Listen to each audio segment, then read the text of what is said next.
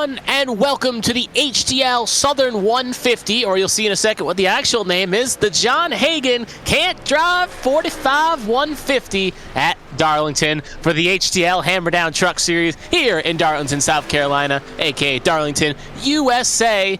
And we're going to be in for a great race here tonight with some great action as the season becomes very close to wrapping up to its natural conclusion before the chase. And with a lot of drivers still trying to get that last second run to get in, it'll be very interesting to see how it plays out quite nicely. So nice little over camera shot here as we see the surrounding South Carolina area.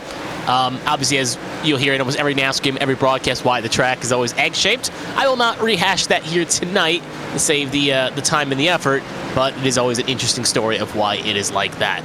So about the last 5 minutes to go here in the session, if my clock is correct here. So not too long before we see this session ready to go. And as you see the cars go around the track, you'll see something quite interesting, but we'll hold that thought to go over the weather conditions. It is 77 degrees Fahrenheit, a humidity of 1, and the wind north in 2 miles per hour, partly cloudy.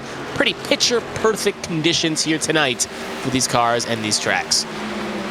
So as the cars go around, as I was about to say, you see one car spitting out there, as it is throwback night, similar to what happens with Darlington, and most times you'll see drivers running special paint schemes, special schemes, some like the 78 of Richard O'Day, for instance, running his similar paint scheme, but some drivers taking this opportunity to run a new livery, a new theme, whether it be a throwback to another driver, another team, another what have you, throughout the hails of NASCAR history, their own history, what have you.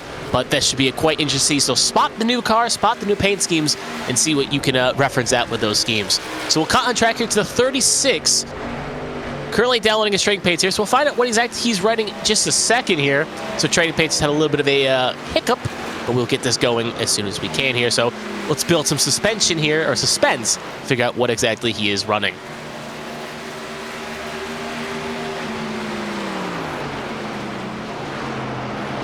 Yep, looks like a few other drivers have also had some paint issues as well, so that's why we're getting this fixed right now on the lickety-split.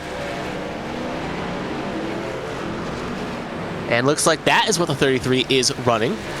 Bit of a different paint scheme than usually he runs. Car spinning around, I think that was the 40 of Carmen Sienna. We'll cut back to the 50. There's the 50 right now. And this track is very slippery. Drivers can easily step out. And actually, sorry, the Fit 40 was not Carmen Sienna. My mistake. It's Dylan McDonald. And that 40 that went for a little bit of a ride.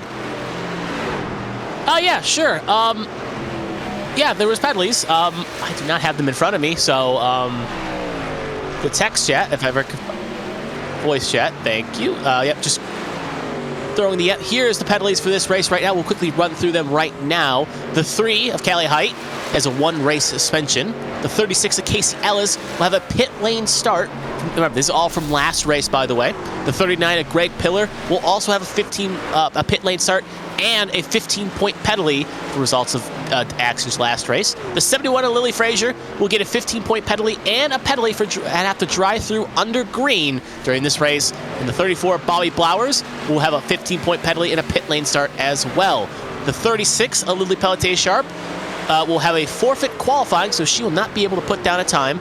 The 41 of Scott Pauzensky will also have a forfeit qualifying, will not be able to put down a time. The 9 Eli Sasick will have a drive-through under green, and the 00 Pacey Wygett will also have a drive-through under green. So multiple drivers ended up getting hit hard by the stewards last week, and that's why when you see some drivers not having qualifying runs, or even Callie Height not here tonight, that is the reason why in that situation. The 46 is a big old leg into the wall there. That white and red machine will kind of just signify that with 3 minutes to go, it may be close to finish for their practice run.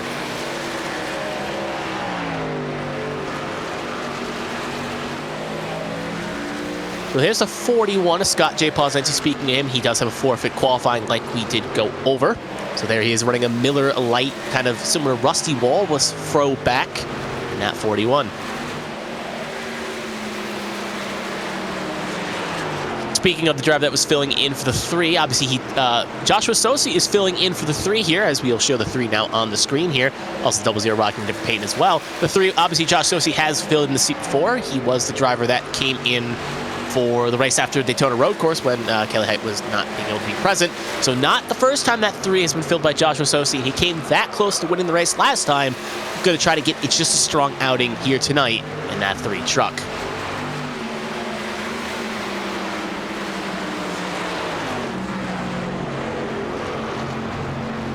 There on the pit lane, you see the 71 of Lily Frazier. Rocking a 5-hour Energy Truex throwback. There's a 31 of Pelletier Sharp, another driver that will have a forfeited qualifying. We'll have to... Kevin Gibney Jr., sorry, my mistake. That's the 31 of Kevin Gibney Jr. Sorry, still adjusting some tabs here, so just trying to get everything going. So we'll get this ironed out relatively quickly, but at least on my end. But with about 30 seconds to go here in practice, we'll start qualifying relatively soon. And remember, for those tuning in newly here, there's only one lap of qualifying these drivers will get, so have to be very quick to put down a good time.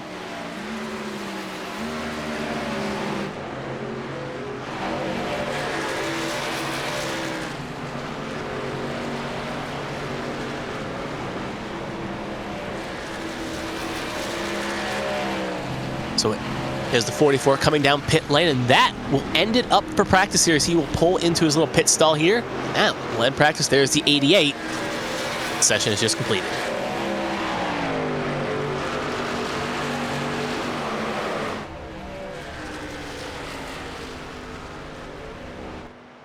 So that will do it for practice. Now on the qualifying. Again, one lap. The drivers will have 5 minutes to put down one lap. And it'll be a mad scramble for the door, so we'll see who gets out here first. Got a good selection of drivers here. And it looks like we'll pick up on the 20 machine. The 20 is Selena Thompson.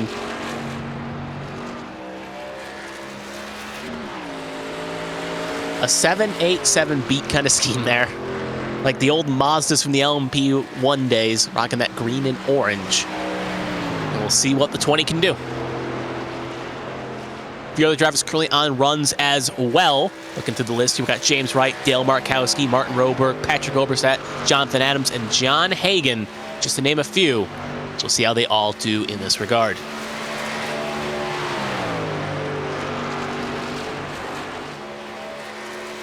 And there is John Hagan running a similar paint scheme to what Dale Jr. won the 2001 Daytona Pepsi 400, I should say, not the Daytona, the Pepsi 400 is riding on board with him. Slightly different color of paint, though, on the back.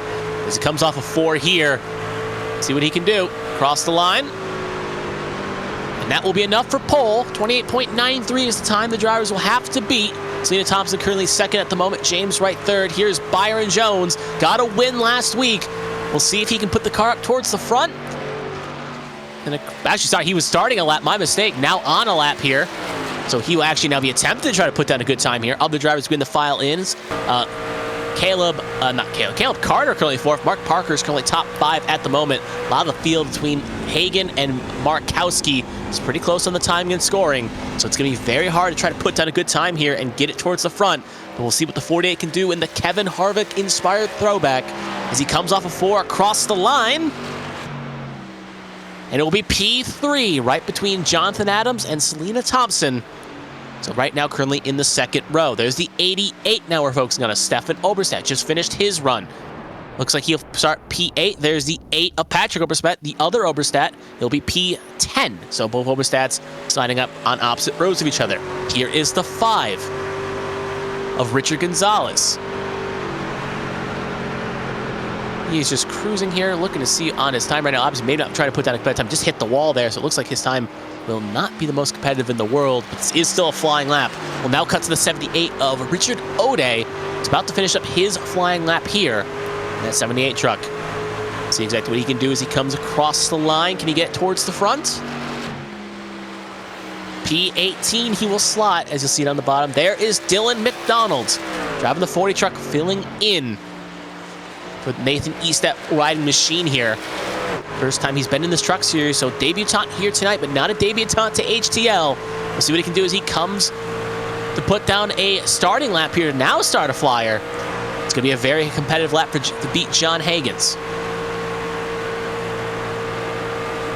Looking to see as he does his lap here, seeing who else has not put down times. Obviously, some drivers have penalties and other things.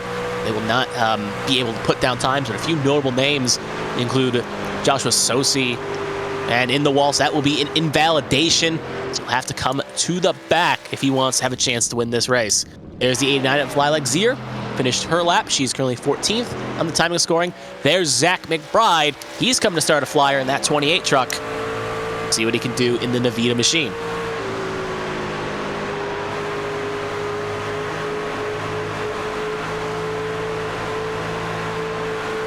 See the sun beginning to set here. You can see this is the shine on the bonnet as the cars go here.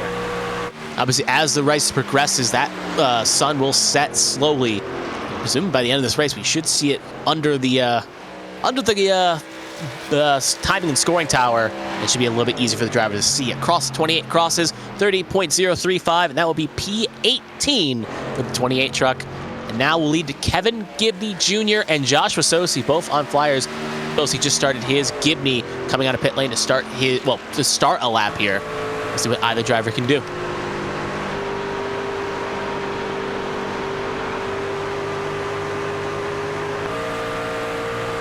There is Josh Sosi. We'll let Gibney get up the speed here. Let Sosi, it's such a short track. We'll allow him to finish his lap here. He's got a good chance of pole right now, watching his times. It's going to have to beat a 28.93 in that 3 car. Keeps it off the wall, across the line. Looks like it's going to be a 29.220, and that's going to be P6. So inside row number 3, or outside row 3, I should say. Now we'll cut back to Kevin Gibney. Last car put down time, and he actually will not make it. He timed it just a bit too late, and that will not be enough, and he will have to start from the rear. So now we will head on towards the race. No warm-up. The drivers will have 147 laps waiting ahead of them. But before we do that, we'll take a quick look at how all the drivers qualified. So on the front row, John Hagan gets another pole. He may not be able to run 45, but he's fast enough at least to get the pole. And I'll have Jonathan Adams flanking him from the outside of row 1. Moving further down, we got Byron Jones and Joel Rodriguez in row number 2.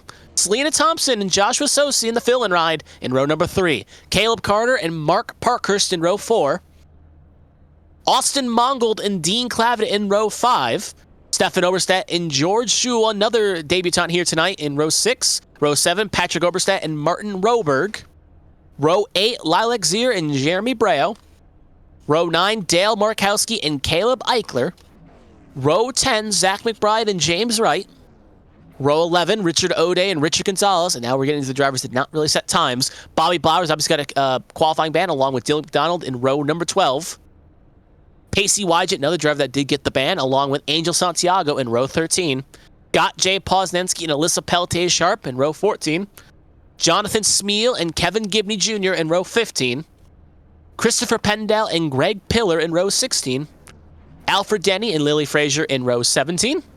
And Casey Ellis will be bringing up the rear in row 18 in 35th position. And that is how the 35 drivers will line up for 147 laps.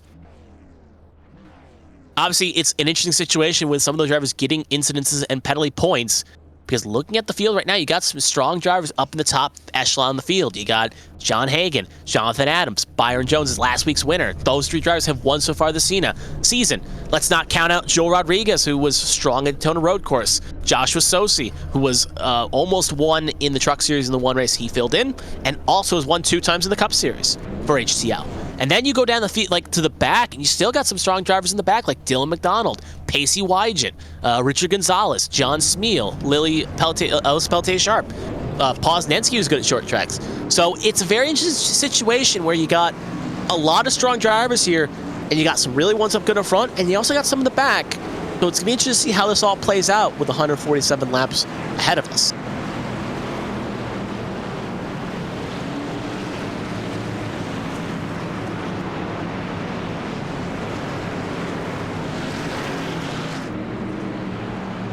We do see them go around here. It's actually a good chance to kind of see the wide shot here. You can obviously see right now 2 Dale Jr. inspired paint schemes on the front row.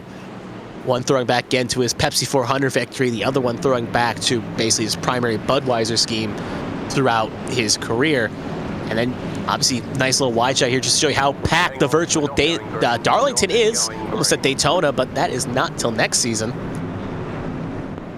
See the rest of the cars going around 1 extra lap, which is usually HTL tradition for the bigger, shorter tracks. They'll get 1 extra lap of pacing here.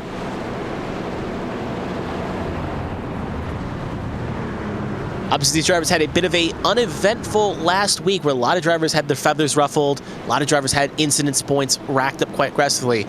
So it may be a bit of a learning curve here, and I think these drivers will take this as an opportunity to really put their best foot forward. And I think we'll have a nice, clean race here, as usually every season has an interesting race And that was last week, but this week should definitely be a good show. So riding aboard here with John Hagan in the 81, as we'll ride aboard with him, as he will take us around for one more pace lap here.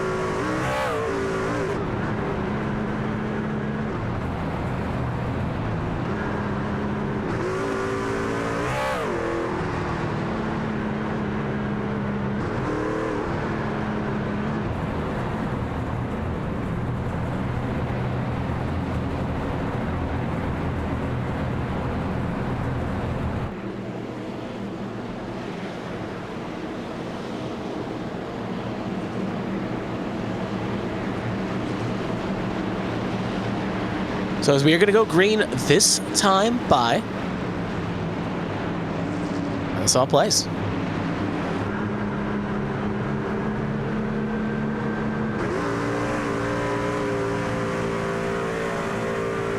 Do one more pan around here with John Hagan. Pace car is going to pace truck. It's going to come off. Green flag is out, and away we go for the John Hagan Can't Drive 45 at Darlington. The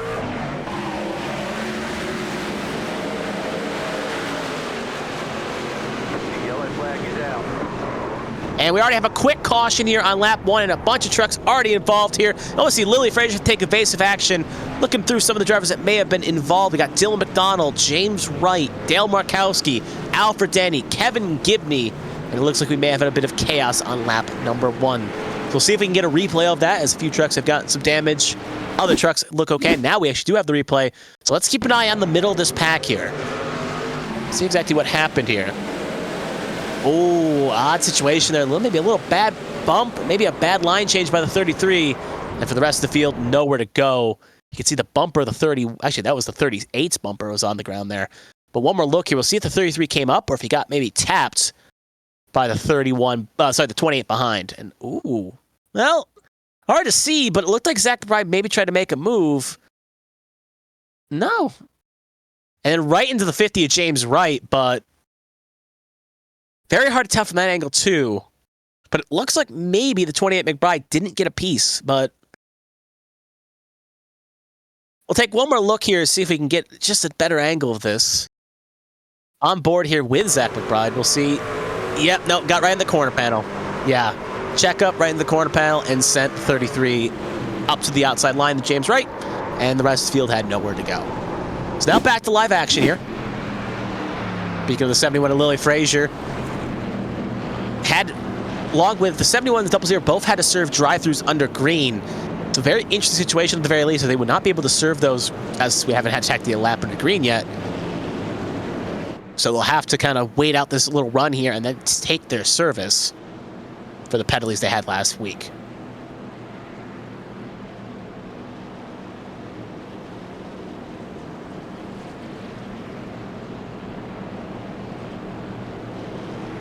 So we'll see if any, obviously as the cars end up going around here, we'll see if any drivers elect to maybe top off and come on in here. Obviously it's only lap number 1. A few trucks obviously came in, Markowski, Wright, Gonzalez, anyone involved in that opening incident ended up coming in to fix their trucks and try to get them a bit more competitive. But for maybe a few drivers a little bit further back, maybe they'll take a chance to roll the dice here on the second go around here. See if maybe they can top off or something.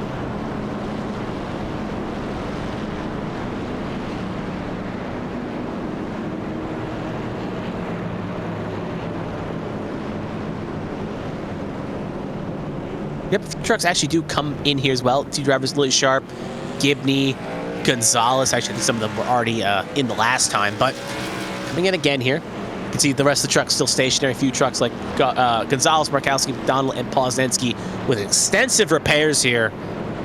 Looks like they'll have to take at least a lap down here to try to get them up to running speed. Remember, no fast repairs in this race either. Unlike previous weeks where there was usually one, there's no fast repair here tonight, so if that truck is heavily damaged, you have to fix it up to be competitive.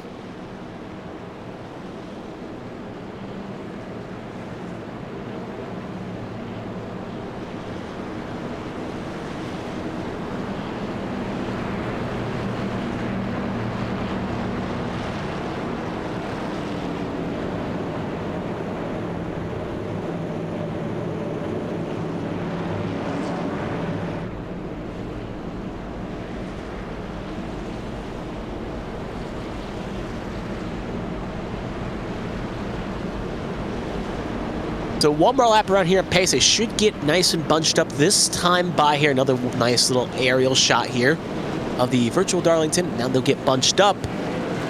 So obviously not as much really changed in the front half of the field here. But at the moment, it's still Hagan Adams row 1 with Rodriguez Jones row 2. Sosi Parkhurst row 3, Clavitt Thompson row 4, and Jewel and Carter your first 5 rows here.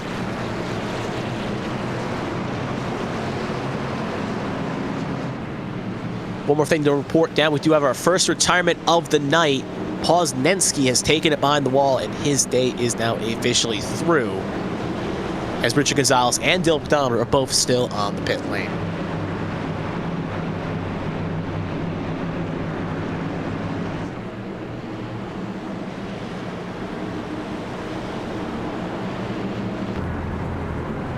So we'll take a nice little on-shot here. Let's do this little spin over here to the front and zoom in. You got passed by Tiny Tom Cruise.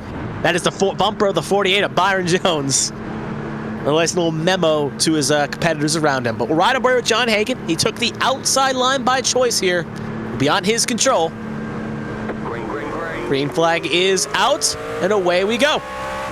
Great lead starts by the 81. Westfield gets out relatively smoothly here. But Hagan got a lot of breathing. Battle for second rages on between Rodriguez and Adams.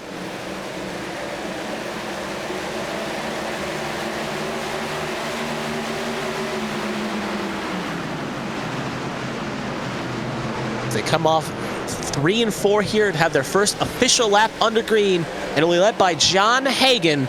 But you can see cars getting single filed out here for the moment. Parkhurst currently holding in P6 right now. We're focusing on.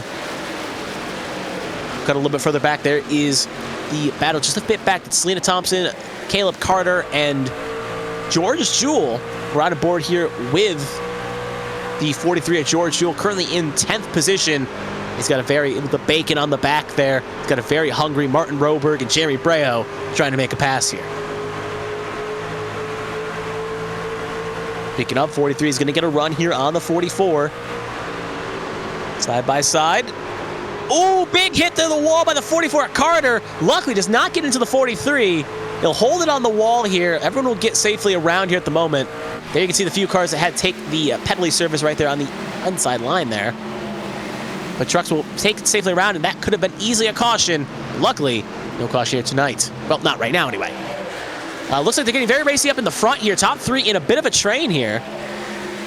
We'll keep an eye on the front 3 right now at the moment. There's the 83 of Adams. Ended up getting passed by Jewel Rodriguez. And that 9 right now is a truck on rails.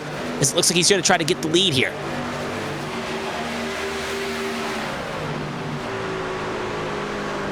We're here with the John Smeal design paint scheme for Mossy Oak. And right there, Joe Rigg is going to try to take the high side here, the preferred line. He'll get the run off, and it looks like he will now lead the lap. So first lap led here tonight by someone not named John Hagan. And Jonathan Adams will also file suit as well. So Hagan ends up losing 2 spots here, actually ends up letting off here. Doesn't want to end up maybe being in a bad spot here, knowing tire saving may be the name of the game. Going to try to save that stuff up. For those that may remember, for the HTL Admin Box Cup Series, John Hagan ended up winning that race in the ARCA Gen 4 machinery. So he definitely knows how to drive around here very quickly and very aggressively, and he knows tire saving is the name of the game. So maybe playing conservatively here this early on in the run.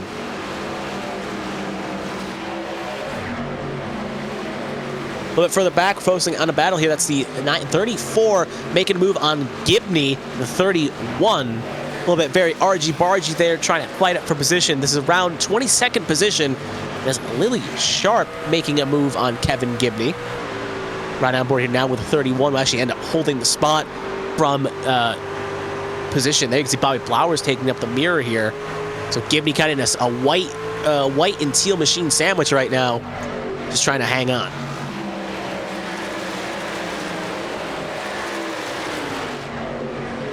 Back here, Caleb Carter, obviously from bad to worse at 44, ended up hitting that wall quite hard. Is falling back to P20, and now under pressure here from Sharp and Gibney and Blowers. And Blowers going to try to make a move on Gibney with a little bit of the checkup here. Oh, Carter in the wall again. Another big tap there. He'll hang on to the spot. But now Sharp going to be under pressure here from both two cars. There's a truck way slow on the inside. That is the 50, James Wright, who's just trying to putt around and try to get some laps here. And Blowers makes it a clean pass on two drivers there, so up 2 spots. Blue light special indeed. And that will cut to the 3 associate. Currently in P4. Has lost a little bit of touch to the top 3. Has got a bit of a train forming behind him at the moment, with Jones, Parkhurst, Clavitt, and Thompson all in this little kerfuffle we're watching right now. Riding aboard here with the 48 of Byron Jones. Only sitting in P5. And again, you can just see on this shot here how much John Hagan's kind of not really pushing. He's fallen a distant point back here. Now, obviously, is he saving tires? Is that just natural race pace in that 81 truck? Only time will tell on that. But you can see how it's affecting as he's slowly beginning to drop back. Now a second behind Joe Rodriguez and Jonathan Adams. Speaking of close battles, though, you can see Jones, though, under pressure, and actually coming back up to the top 2. Looks like Jonathan Adams wants a haste of the lead here. Joe Rodriguez holding defensively for now, keeping that gap steadily at about 2/10. So back to Dean Clavitt here in the 56 Doritos machine, running a different paint schemes here. It reminds me of the, even though I don't think it's inspired by that, kind of reminds me of the 50 of Derek Coate back in the 05 season. But obviously different sponsor, different everything else. Probably no, maybe significance to him, but not significance here. But look at this move here by Parkhurst. He wants to get in the top 5. He's going to have a good move here on Byron Jones, but Jones going to have the preferred outside line for the runoff. We'll see who can get the stick here and get the pass done. Parkhurst, Jones still side by side, but I think Jones is just going to get the run off here in favor in the 1. Still side by side, but Jones will now get clear. Getting a bit racy is our co-producer, obviously, I have not actually said her name yet. 6 Pulsatrix, obviously operating the cameras here, does a great job week in and week out. Laughing at the little tiny Tom Cruise little bumper sticker here that we see on the shot. I think she's a big fan of that joke. But anyway, here on lap 18, again, Dean Clavitt getting raced. You can see right there, a move this in the distance as a 37 of Roberg and Thompson. We'll cut a little bit further back here as well. It's Lily Frazier. Obviously, currently 1 down at the moment due to the pass-through. Getting under a Charp here with a few of the drivers around her. Looks like he got the official expected where this is as a 23. Currently just inside the top 15 we're currently watching right now. This is Zier, Pendel, McBride, Angel Santiago range. There's Bobby Blowers. He's got a man on the mission here trying to get that truck up more spots.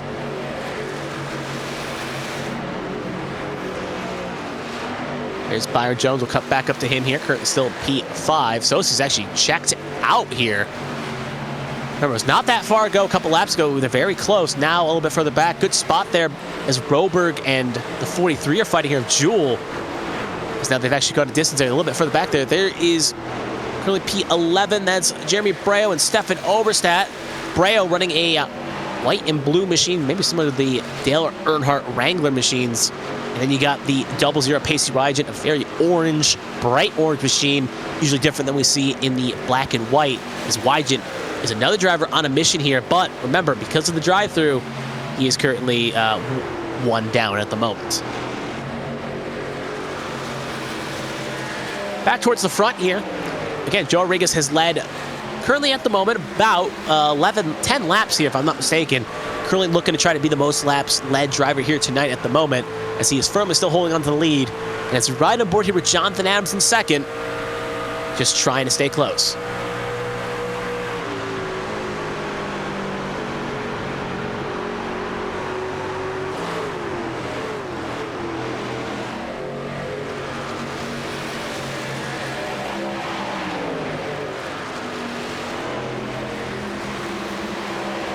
Adams again staying the close distance, and again John Hagan has been keeping it relatively close. Looks like he did have an incident. John Smith had a slight spin, but not really affecting anyone else. We stay green. There you see him, I think, on the inside right there in the 46. Right there, as the leaders will end up putting him 1 down here. So we'll take actually a look what happened to John Smith. Obviously, it looked single car. Keep an eye on that white and red machine here.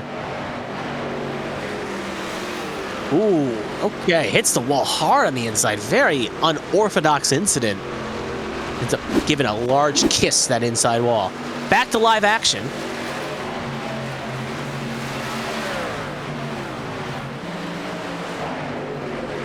There's Patrick. We'll actually cut back here just a little bit further back here as Oberstadt under pressure, trying to challenge Jeremy Breo here, I should say, being the one on the attack. That's Stefan Oberstadt in the 88. Trying to make a lunge here and maybe get that truck inside the top 11.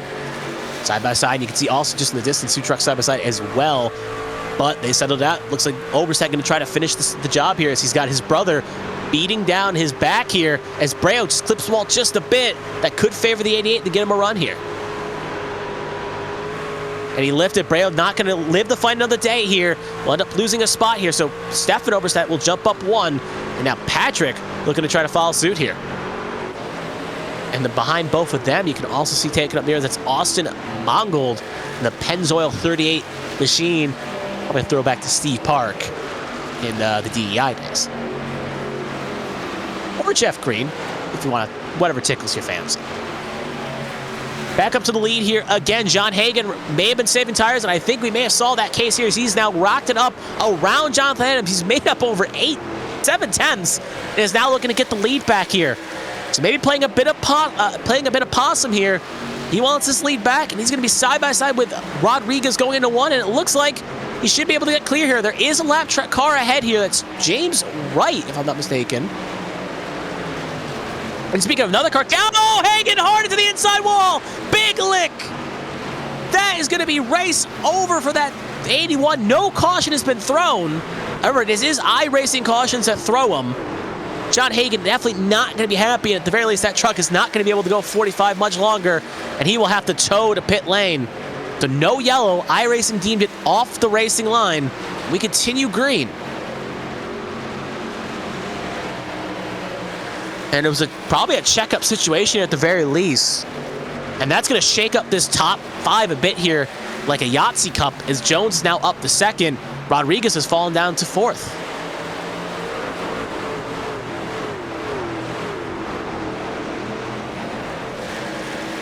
You get a Joe Rodriguez right now under pressure from Parkhurst, and I think the tires may have fallen off for that 9, as now Parkhurst is looking to try to get ahead here. Yeah, trying just to play it safe here.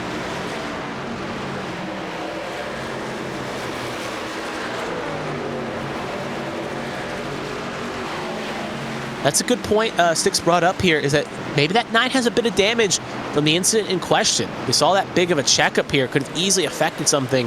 And if you ended up hitting the wall kind of hard or ended up basically getting a piece of something, it could be an ailing machine just trying to get to the pit stops here. If they did hit that wall kind of hard, that caused the push-up out with the checkup. So you could have some heavy right-side damage here that could be ailing that 9. But back up towards the front here. Oh, another truck almost. That's a lap-down machine that just almost got sent. As they're racing hard for the lead, Byron Jones trying to make it back-to-back here. Going to try to get around Jonathan Adams. Top 2 right now at the moment. Both have won this season. Obviously, Josh Stossy, now the full-time truck driver in a fill and ride, obviously would want to redeem after not winning, and I believe it was Vegas. Looking to try to get a win here would be bittersweet for that 3 and the owner of set 3. But right now, Adams holding strong here in that 83.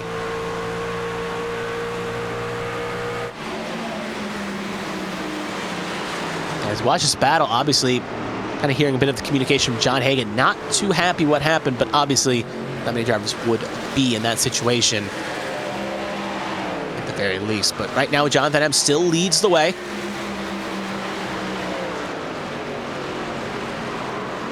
Clips the apron just a tiny bit here. Still have the hole strong.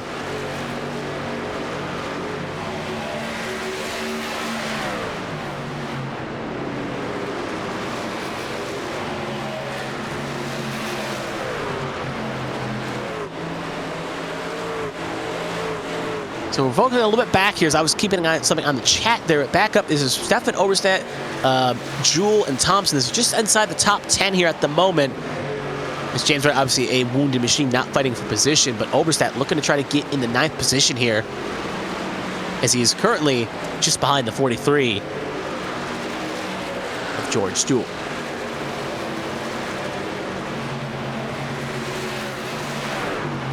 Look at that.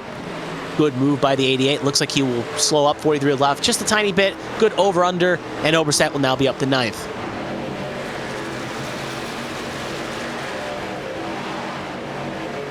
Well, for the back here, they get pretty race here in the top spots here a little bit back. That's Patrick Oberstadt, I should say, with Angel Santiago and Christopher Pendel right around this little action we're watching. See Greg, Jonathan Smith kind of just letting cars go here, obviously being a bit of a lap down at the moment. Not want to be a nuisance. Actually, sorry, that's the 89 of Alex here. My mistake. Saw the numbers wrong there. Trying to make a move here on the 23 of Santiago. And it looks like we may have pit stop window opening here. Some trucks are coming in. Did hear one car call. Looks like Alyssa Pelletier-Sharp in. And should be the first one along with Bobby Blowers. So both taking service here a bit on the earlier side. But both coming on in.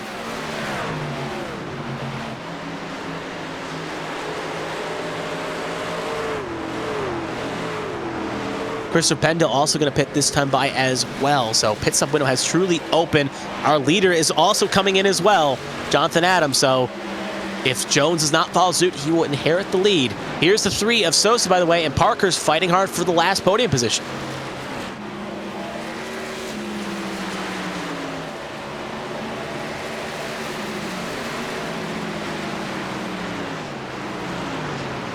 You can see on that pit road screen now, it's going to light up like a cherry tree here.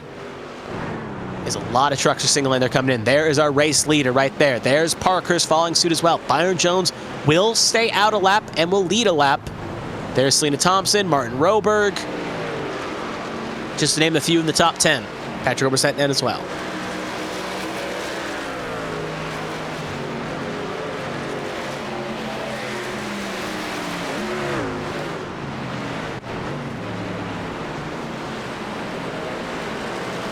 The race there, Cali Height trying to make it in. Not Cali Height, Joshua Sosi took a quick glance there. The 3, Sosi will make it in successfully.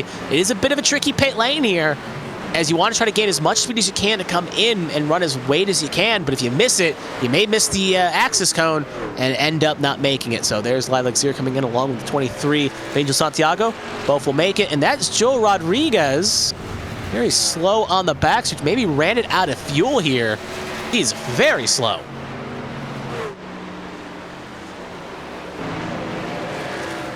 That could be a bit of a problem for the 9 if he can't get it successfully in. Could be a tow and could be time lost. There you can see him right on the right side there. But there's Jonathan Adams looking likely to be the car that cycles him in the lead. Remember, our current driver has not pitted yet is Byron Jones.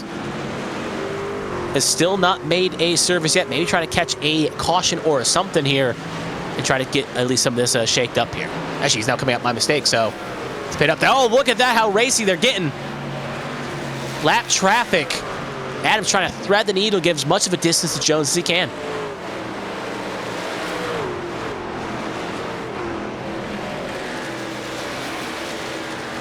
So as it shakes up at the moment, Adams has a 1.8 second lead over Jones after the first lap of green flag pit stops has concluded here.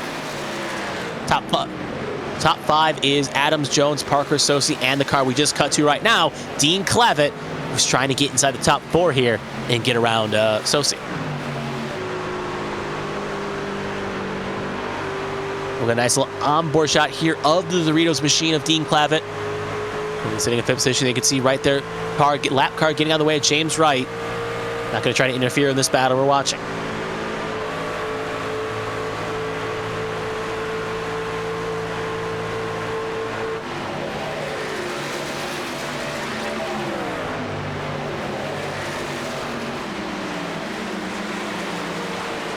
Have it hounding the back of that 3 machine.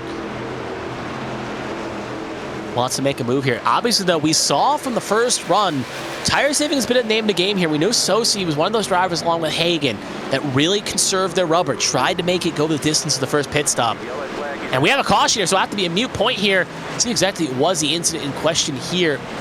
See who exactly it was. Looks like that will be our cause of the problem right there. Looks like it's the 40 of Dylan McDonald who may have been our cause of the incident here.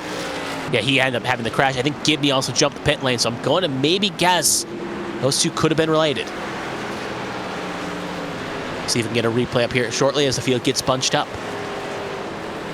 Now, obviously, with all the cars pitting here, for the most part, you're not going to see many cars come back down per se. But again, maybe one or two drivers will take a straggler here. And that will be good for Zach McBride, as I think he will be the lucky dog in this regard and will get his lap back. So here's the replay. It's a little bit far to tell here, but you can see here that wall tap there by McDonald. Gets a little bit loose. 44 ends up avoiding it. And yeah, just a little, oh, no. Okay. So no one really hits him, so he ends up getting a little loose. And luckily, everyone takes good evasive action to avoid him. Actually, after this, can we take a look at Give Me too? If we can see another little incident there. Gets a little bit loose off, hits the wall tap, 44 up the guff, and ends up kind of getting him a little bit loose here too. It's all Give Me jump, and he actually just retired. So something like this happened to him. We'll see coming in aggressively hot. And I guess that was just that's a retirement crash there. So when I cut to my screen, he was stationary in the pit lane with a wheel off, so I was kind of curious to see what happened. But anyway, that will be our second caution of the night. Not on Gibney, but on Dylan McDonald's incident, and that will trigger a caution. Speaking of, handful of cars will elect to come in here. Sosi, George Jewell, Alexier, Bobby Blowers, Lily Pelletier Sharp, Christopher Pendell, and Alfred Denny all electing to come in for service here on lap 42. So already seeing a bit of a different roll of the dice here. Obviously, Casey Ellis has been stuck on pit lane for a while. She has not really left anytime soon. Joe Rodriguez obviously had the fuel pickup issue. Still in pit lane for a long time as well. So two strong cars pretty much out of this race at the moment with John Hagan having that incident in question. Joe Rodriguez obviously sitting in his box right now with a long clock ahead of him.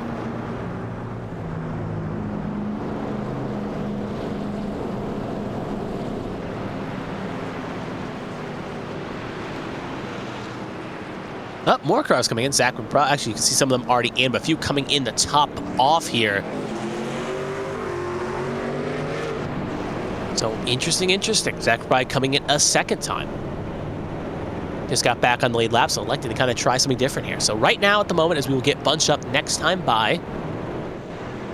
Let's see who exactly we have on the lead lap. I believe we have. Wait till this spins around here to give me the full answer. 19 cars on the lead lap, with Alyssa Pelletier Sharp being the last one on said lead lap, with Pacey Wygant, first one down in P20. And looking at who is still running at the moment, we have 28 cars, 27 actually I should say, still running. So 28, actually it is 28, my mistake. So 28 cars still running, 19 on the lead lap. So we'll see how this all plays. Speaking of one of the cars, actually riding aboard here with, I believe that is Roberg, Martin Roberg, currently sitting in P6. Been very quiet so far this race here tonight. Been kind of just staying in the top 10, keeping his head down, keeping his car clean, just trying to get himself in a late race situation where he could maybe be competitive. So as the field will get bunched up here this time by, it's going to be Adams and Jones, Parkhurst and Clavitt, Thompson and Roberg, Oberstadt and Mongold, and Patrick Oberstadt and Jeremy Breo, your top 10. So Stefan Oberstadt currently one in row 4 in P7, and Patrick Oberstadt in P9 on the inside row of row 5.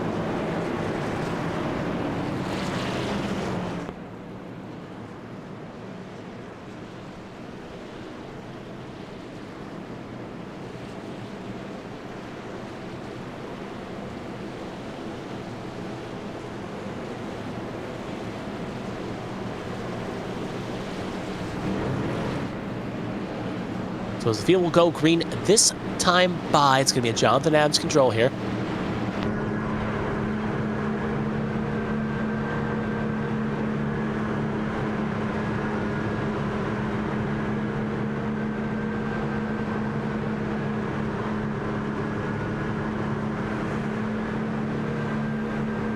So as the pace truck pulls off here, green flag is out, and away we go here on lap 44. Right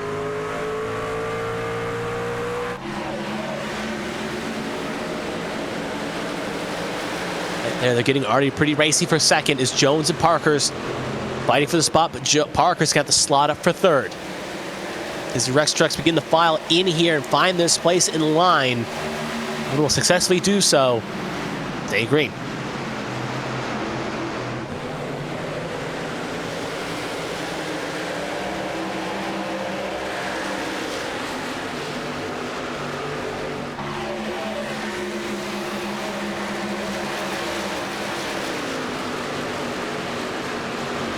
Watch the long onboard shot here. You can see it. Just again, it's going to be a situation you can see right there. Pretty racy in the second shot there. It looks like it's just around Patrick Oberstadt, who's a guard. Actually, a little bit further back than that. My spotting was wrong there. That is right where Angel Santiago is, as he is side by side with Lilac Zier, as they're toe-to-toe for P13 at the moment. Obviously, as once a restart kind of occurs, your drivers kind of try to get single file as quickly as they can, but once they get situated, it's go time. They'll start racing again, and Santiago will jump up to P13, 0 fall, 1 back to 14. It's worth noting as well, looking at the personal best lap time, obviously with the fresh tires and the track being a bit more rubbered. Jonathan Adams set the fastest lap of the race last time by with a 29.38. So he's the quickest on the right now, and he actually just set another quick one, now at 29.31. So Jonathan Adams is flying. He'll cut up here to Mark Parkhurst, as he is under pressure here from Dean Clavitt, who was the second fastest driver on track that time by, really sitting in fourth position.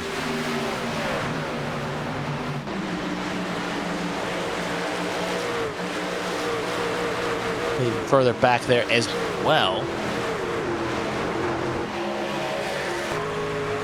I was going to file in here. Here's riding on board here with the 8 as the 43 of George Jewell, trying to be a little bit on the aggressive here. Remember, Tosi, George Jewell, Patrick, Angel Santiago, sorry, my mistake there, my misreading here. They actually came in on 41, but yeah, 41. Sosi, George Jewell, Lilac Zier, Pendel, Blowers, Sharp, all came under that last caution. So have a slight tire advantage. Not much, but it could help them longer in the run here. Well, if we see more green flag pit stops, you can see Sosi trying to make a move here on Jeremy Breo and get himself in the P9. Look at that, very aggressively trying to run here, which you got to do here at Darlington. It's basically a 1.5 groove track, but going to let off here, not going to want to end up making a mistake. And now if you look to the left side, you're going to see George Jewell trying to make a move here. So the dog-eat-dog world, and if the 3 couldn't make the move, George Jewell will take the chance to try to get around.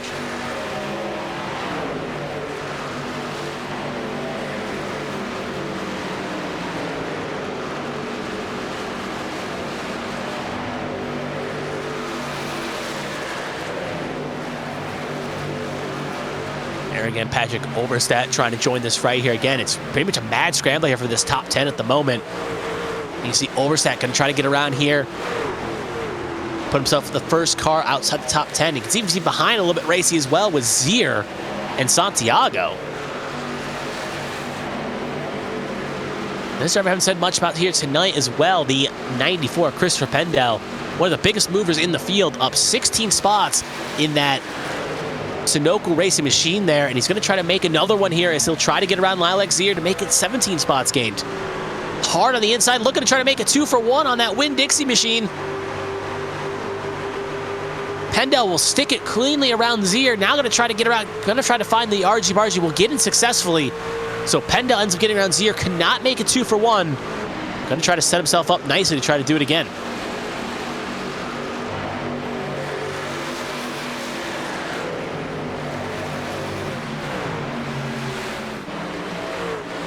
We'll cut a little bit further up the field here with Martin Broberg and Austin Mongol. This is P7 we're watching right now with Broberg in 7th. Let's drift a little bit away from 6th through 2nd here, as you can see right there in that little shot here. Jonathan Adams has checked out aggressively, 1.8 clear of Byron Jones. So pushing it, you can see right there how they're fighting. Patrick Oberstadt has fallen into the clutches here as well.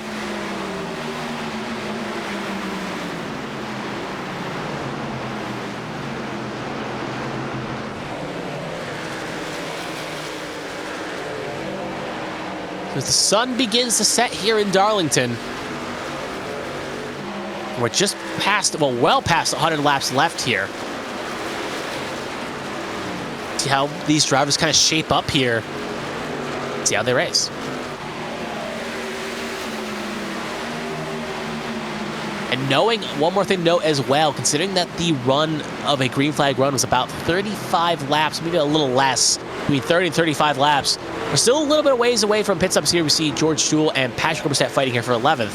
But as the run continues to get shorter here, obviously with laps being quick around here, soon enough, those top cars will have to make another green flag pit stop here. As George Jewell trying to make a move around Patrick Oberstadt, there you can see Christopher Pendel looking to join the fray. Pendel really moving aggressively here. That is going to be spot gain for George Jewell. He'll be up to 11th. Patrick not going to try to allow him to go too far here. We'll have to still slide here. Cannot get through on the high side. Now Breo, last car in the top 10, beginning to fall into the clutches as Sosi has checked out away from Breo. Sosi is about 1.2 clear of Breo. He's currently in 10th.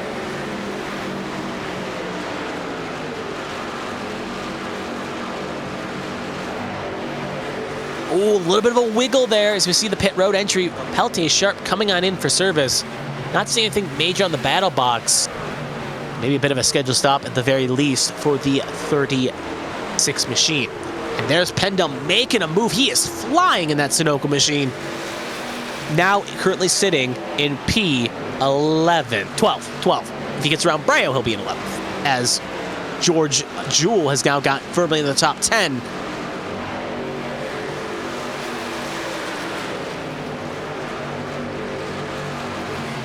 One of the closest battles currently have on track at the moment. This battle just for the outside the top 10, or in the top 10, I should say, is Detective George Jewell is now in the top 10. As the rest of the pack there, as you can see, Pendel clips the wall kind of hard there. That's going to open the door for Patrick Oberstadt to try to make a run here, but cannot really get it done here. And that's going to allow Angel Santiago to be like, all right, if you're not going to make the move, I'll try to do it. We'll get a well-good lunge there, slot up, and we'll get around Patrick Oberstadt. So a little bit of indecisiveness there by Patrick has opened the door for Santiago to be up one position, and now he will slot firmly in 12th.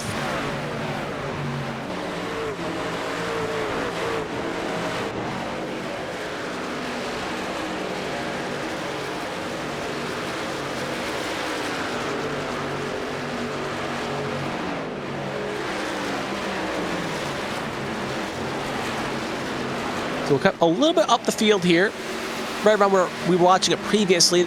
P7, we see a little bit of an argy-bargy moment here. That's Stefan Oberstadt and Austin Mongol. They were fighting hard here, and look who's joined the fray. Joshua Sosi, highest of the cars that came in on lap 41. Trying to split the difference here and try to make it 3 wide here. Thinks better of it. Will slot behind the 88, basically push the 88 clear, and then be like, all right, thank you. And then try to maybe make a move as well. Sosi will slot in ahead of Mongold. Mongold will end up losing 2 spots. He'll fall down to 8th. With a few hungry drivers behind him, including Roberg and George Jewell. Got to be careful here not to lose too much time. Look at that move there by George Jewell. Going to try to make it on Roberg here.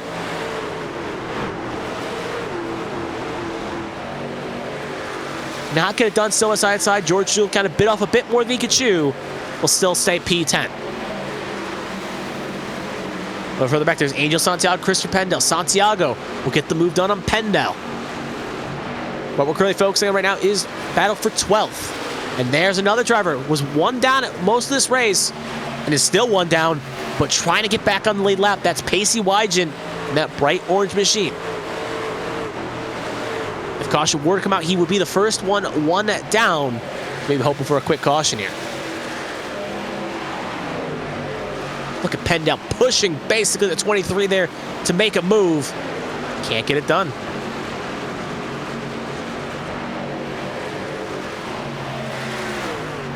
A little bit further up here, as I was keeping it on the battle box, good spot there by Styx. Clavitt and Pat Parkhurst were fighting. Clavitt was just in third a minute ago, and now Parkhurst gets back around, so they've kind of checked away from Selena Thompson and crew. A little bit further back here, you can see the 3 of Sosi trying to make a move on Oberstadt. Stefan Oberstadt, I should say. And, oh, Oberstadt in the wall hard there. Kind of beat that wall down, and now going to fall in the clutches of Austin Mongold.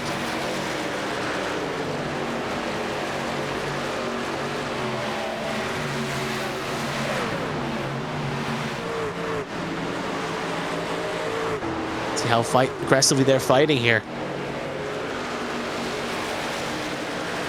I think I can truly get a lunge here. As we watch this battle, I'm keeping an eye on the intervals right now of Jones and Adams. Right now, Jones is slowly cutting it in, and right now at the moment, he's on pace to get within 1 second. Nice little wide shot there. At the latest, it was about 2.8. It's now down to 1.2. So it is falling and falling quick here. But with the green flag pit stops looming, I said it right around lap 70 is where we'd see the drivers come in. So he's cutting it down. He's saved his stuff up. But can he get there before the pit stop window opens?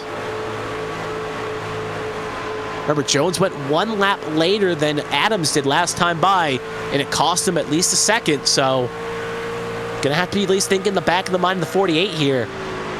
What can he do? Will he try to time the same lap the 88.3 comes in, or will he stick to his guns and go 1 or 2 laps later and try to push it along? Only time will tell when we may get that answered soon.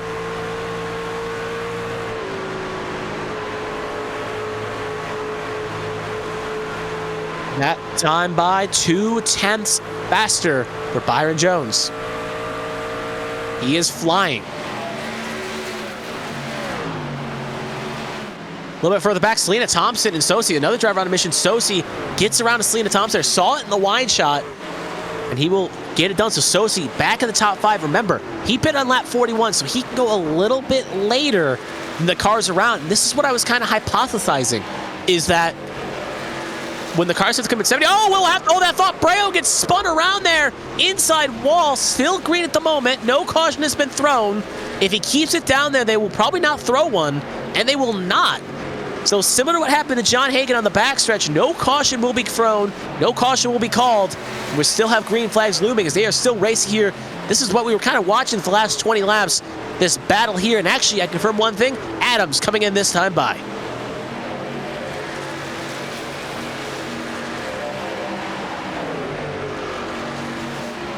This is Rober, Jewel, Mongold, and Stefan Oberstadt, 7th, 8th, 9th, and 10th, all in our shot here.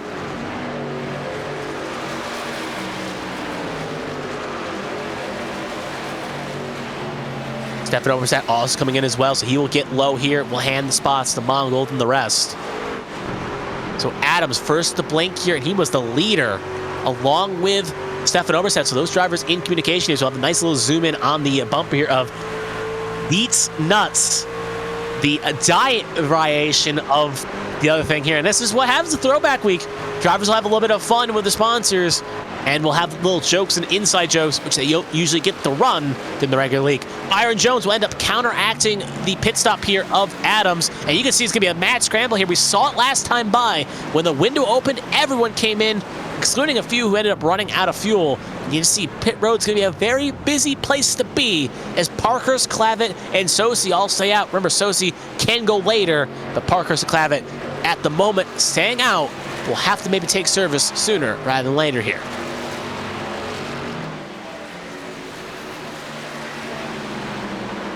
And there you can see the 42 coming in. So now the next question is going to be, is the 3 will obviously inherit the lead here. Looking at the window, we'll probably not have to come in to about 76 range at the very least, 77, which is not that far away. Could go maybe push it a little bit further. But now the question is, in the race off pit lane here, will Adams be, how aggressively will be ahead of Byron Jones here? You can see also Clavitt coming in.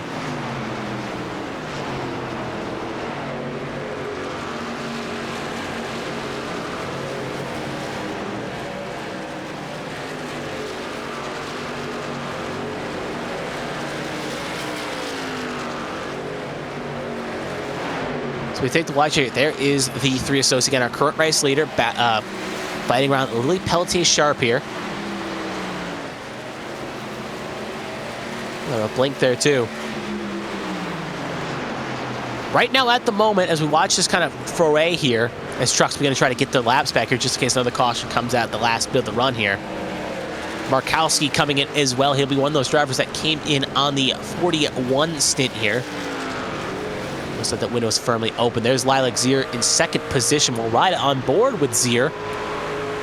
Well, you can see the pace advantage right now. For reference, John Thams just set a blistering fast lap of the race, a 29.27. Josh Sosi ran a 31.63 last time by. Obviously married a bit in traffic. But if you look at some of the other drivers, Zier ran a 30.99 with no one around her. So time to be lost here. Speaking of Jonathan Adams, there he is right now at the moment. Currently one down. Trying to get himself on the recovery to get his lap back. When this does cycle through at the moment, Jonathan Adams will have about a 2-second clear of Byron Jones. Should be worth noting when the pit stop, when they both came out of the pit lane and got up to speed, the gap was about the same that came in on the pit lane. So both drivers did good to keep the gap the same. However, we know Adams has a very, very fast short run car. So we'll see how much of a gap he could really pull out here. But cut back to the 3 of Sosi. Playing the long game here.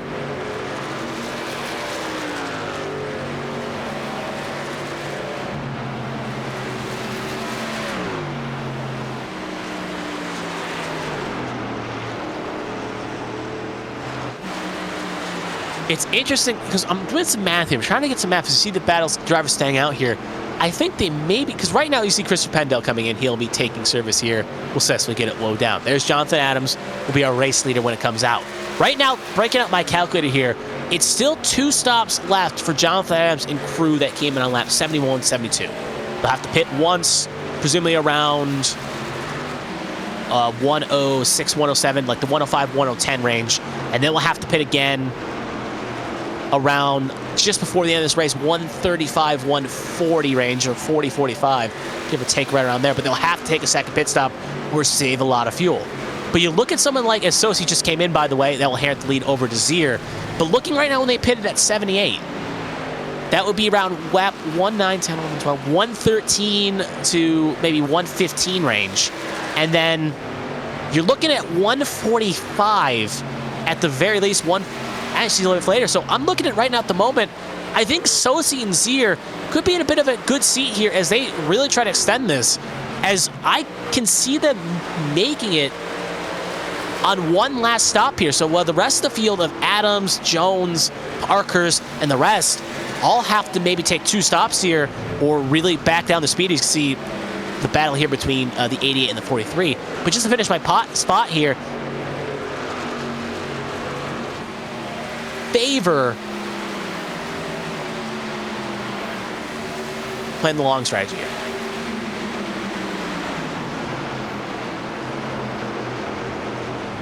And now Zier is in, and that will hand the lead to Jonathan Adams, who is about 2 seconds clear of his main competition here.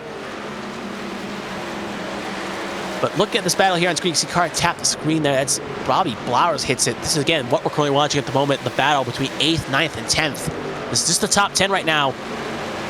As you can see, Roberg and Jewel really fighting here aggressively to stay in. We'll cut a little bit further up. This is Selena Thompson and Austin Mongold. This is top 6, 7 right now we're watching. So all this top 6, 7, 8, 9th, and 10th, all this little screen we're watching right now. One little mistake by one could easily take you from being firmly inside the top 10 to being outside the top 10. So you got to be careful with how you drive.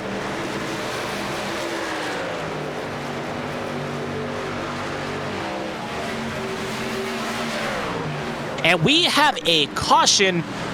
Looks like I'm trying to see who exactly it was. I'm not seeing anyone majorly slow here.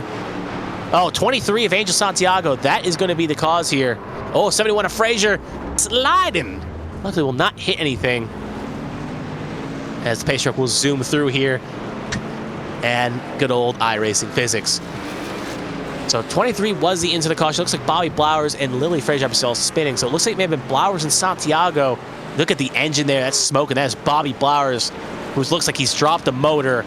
He's going to try to get around the pace truck and then try something, but with no fast repairs. I don't know how much he's prolonging here. So we'll take a replay here.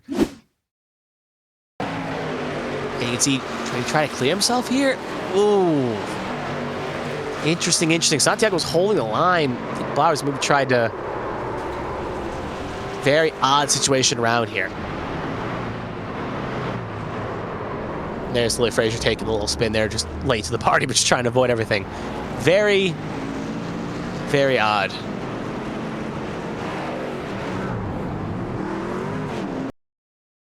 We'll take one more look at this as well here.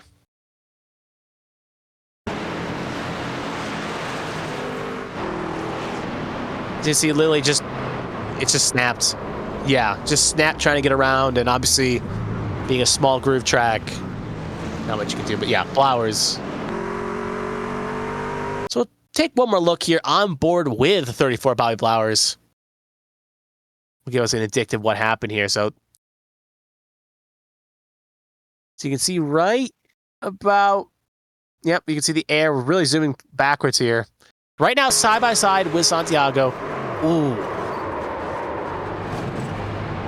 No real live data here. It just kind of drifts down. And then no brakes. So anyway, that was what caused our caution here. What's interesting to note, and this we'll go back to live here, what's interesting to note is that this caution helps, it hurts the drivers who just came in with Zier and Sosi. Zier's now married back in 15th, at least on the lead lap, along with Sosi now 9th. They had a good strategy playing there where they probably could have made on one last stop and made the race between themselves. Now, though, Adams, Jones, Parkhurst, the rest of the field all came in and topped off. So now they're all pretty much on the same sequence, along with Zier and Sosi. They both came in as well. So everyone's on the same strategy, excluding our race leader right now, the 94 we're focusing on, of Christopher Pendel. He elected to stay out. He came in on lap 76. We saw him come in, stayed on the lead lap. So he's banking. Obviously, he could still make it to the... He can still probably make it on one more stop if he really pushes it, but he's really just taking the track position, maybe a quick caution or something, and try to make this a net gain. Is right now his plan. You can all see the trucks ahead. Pacey Wise will get the wave around along with a few others ahead right now at the moment. So they'll zoom by the pace truck, and that should, Alfred getting the lead lap, but that should allow those drivers there their first chance to be on the lead lap here.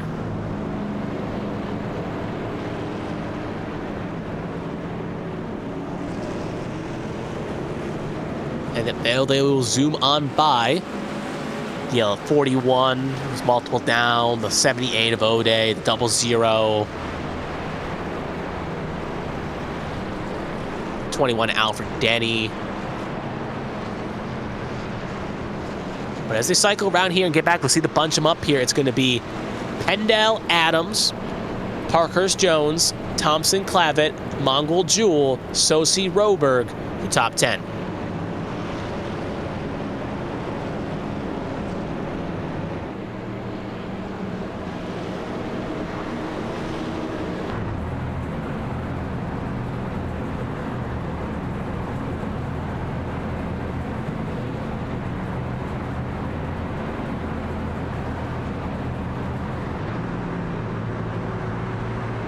Pace car will pull, pace truck, I should say, pull off. It's going to have Pendel's control.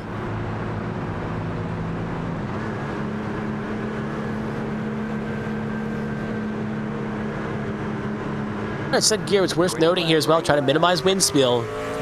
Wheel spin as we go away again.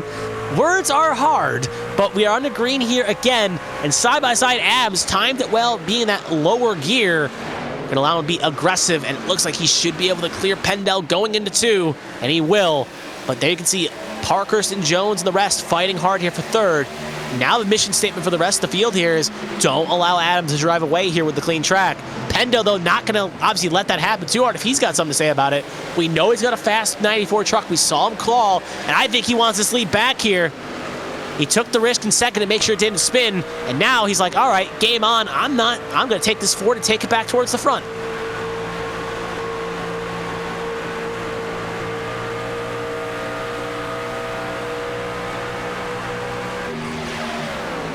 Looks like Mongol had a little tap in the wall here, hearing for radio comms. He's obviously in the top 10. Not major damage for him, though. But you can see very racy just outside the top 10. But you'll see in this wide shot, just look at there. Right there again, Mongol in the wall again.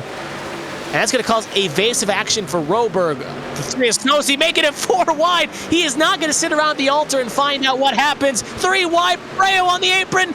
He'll hold it. We stay clean. We stay green. But these drivers are pushing hard here as the sun begins to set. Taking no prisoners. Sosi again wanting to make sure they don't allow to go too quickly. That was a we have to go situation. The door is closing. Luckily, Mongol's got it.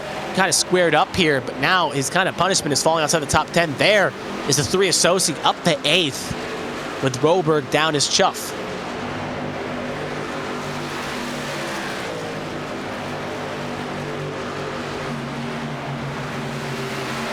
Just within 60 to go here. So laps are going to tick away here. There's Pendel under pressure from Parkhurst. So the 2P last names are fighting each other here for second. Adams not really able to drive away here. He's a little bit further back. This is Clavin and Thompson. They were fighting hard most of this race, and they're fighting to see who can get the top 5. As currently right now, Thompson is winning that battle, currently in P5. But with Clavin and Jewell there occupying their mirror, this could easily change. Ooh, indeed. Clavin not giving up the interest here. You can see it's a fine line. If you're going to run that high line, it's a fine line between despair and glory. And you can just see again, it's causing sticks right now. My earpiece right now, she's losing her mind. I'm just watching it like this is just normal Darlington. But I honestly, right now we're watching, it's going to get turned up maybe a couple notches when that sun officially sets, and we're within 50 to go. There's Parkhurst. He got in the wall as we were watching that battle. He was fighting Pendel. Wonder if any contact happened between the two, or if it was just a bit of a wall tap on his own. He will now fall into the clutch of the top 5, and he'll have to get the 42 UPS machine up to speed quickly. By the way, those at home, if they were curious, it was a self-inflicted wound. No effect from anyone behind. Luckily, that 42 still looks okay, but now he's got to worry about any damage he may have sustained by a prolonged visit to the wall.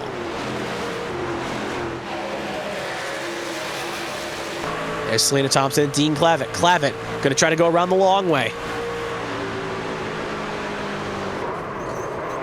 The yellow flag is out. Ooh, that's going to be a caution, and that is going to be a lot of damage for Selena Thompson.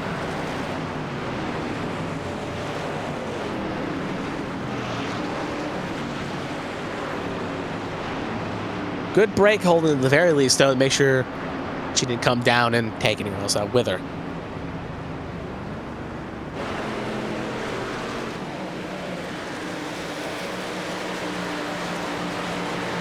So we are in a caution here again for the 4th time.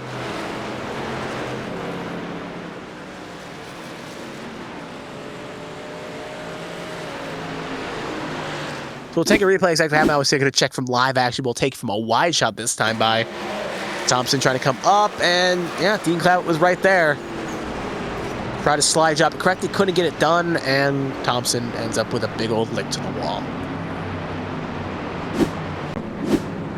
Back to live action. A lot of drivers like to take pit stops here. We're not comfortably in final pit stop territory yet, but obviously getting fresh tires and getting 4 tires of fuel will definitely help your chances of being competitively fast. Obviously, this caution has helped out Pendel a treat, as now he is back on sequence with everyone else as a net P2 at the moment. Obviously, that could change with the pit stop cycle, but net P2 indeed, so Pendel's gamble paid off. We do see some trucks staying out here to get the lucky dog, or at the very least get the wave around here.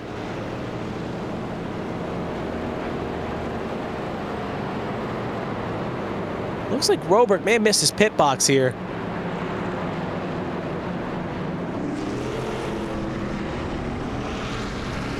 So that's going to cost Robert some time here, but as the race off pit lane goes, it's going to be Sosi winning the race off pit lane here.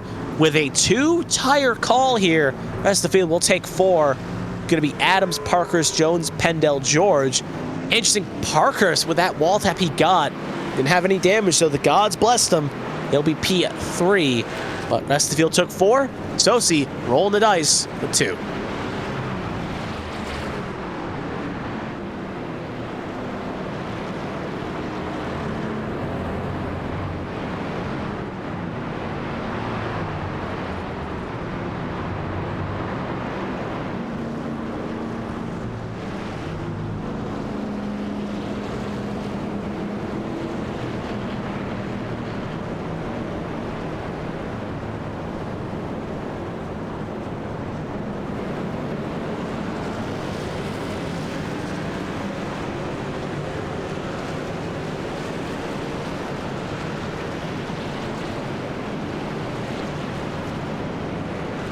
We'll take a look at the race summary here as we are under caution here. 53 laps to go, just within 50 to go here.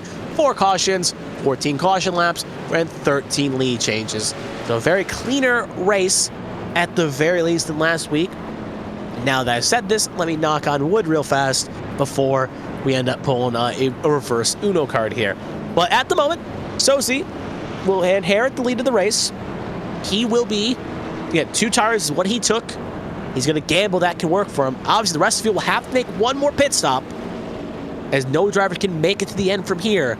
But if they can get within the magical window of around lap, doing the math back of my head here, around lap 112 to 108 range, if you can make it there, which we're not that far away from, you can make it to the finish. So if it stays green, see how this all plays. Sosi's going to take the top here, and Adams will have to slot in on the bottom here. And as the rest of the cars get the wave around here, we'll do a quick little update of who is on the lead lap at the moment. I believe at the time of this, we are going to have as Markowski, Pillar, it's actually going to be still 1 down. So we will have 21 trucks at the moment on the lead lap with, confirm the number here, I think 25 trucks still running. So 21 trucks on the lead lap, 25 trucks still running as they will take the wave around there.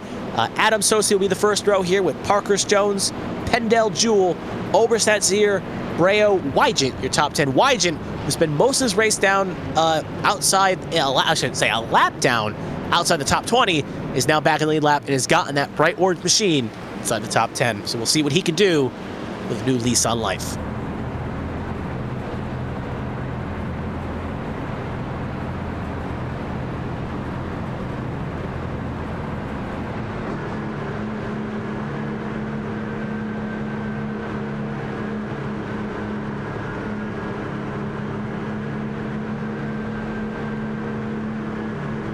So green flag is out. Command control, sources control, and away we go.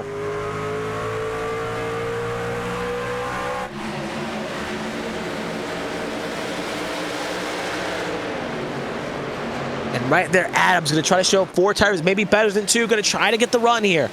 Oh, Adams gets a little loose here. He'll save it. Another truck not so lucky. Hard into the wall there. There was the 88 of Patrick Oberstadt that nailed that wall hard. Actually, sorry, Stefan Oberstadt. There he is right there. Stefan Oberstadt hits the wall there aggressively, and you can see that thing not looking good here. It doesn't even look like it can turn, so it is going to be probably race done for Stefan Oberstadt.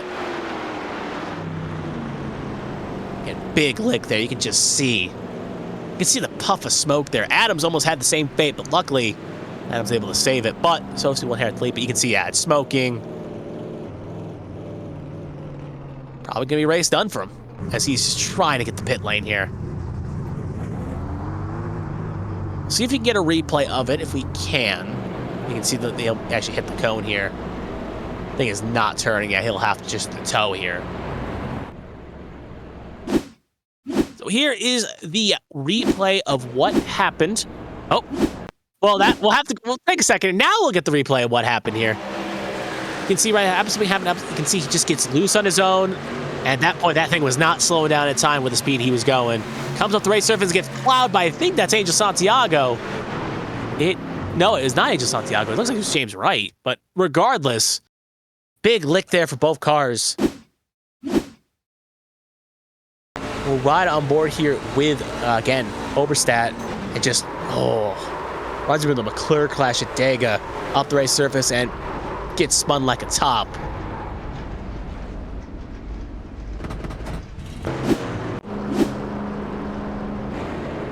It'll be that, presumably for Oberstadt, as big look for him. Obviously, pit in here again. Just a little bit too late to really, again, like I was saying under the last caution, just a tad too late to really make it to the finish here. So no one's really going to come down here. And especially with most of the field already taking tires, the likelihood's not high. There's a car smoking going around the high side there. Got Poznanski multiple down here. Involved in the opening lap incident, just trying to come out here, get some extra points for that 41. But that thing is That thing, yeah, I'm shocked the NASCAR even allowed him on the track here. At the very least, or iRacing, I should say, with how wounded that thing is. But if you can get an extra couple laps, you never know. Those could be. Paul Zdansky was actually the one that ended up piling into the 88. So that explains why that thing is the way it is. And again, I don't think it's got much long of a shelf life here.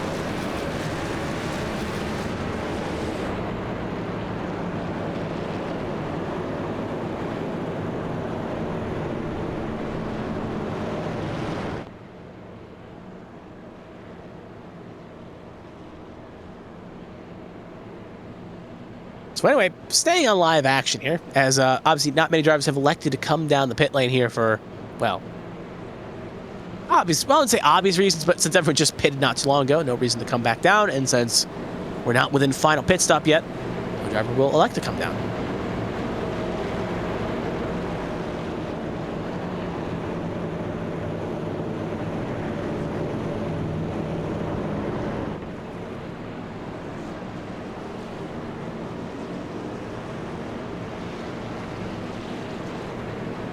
So here's a race summary here as we're about to hit magical lap 100.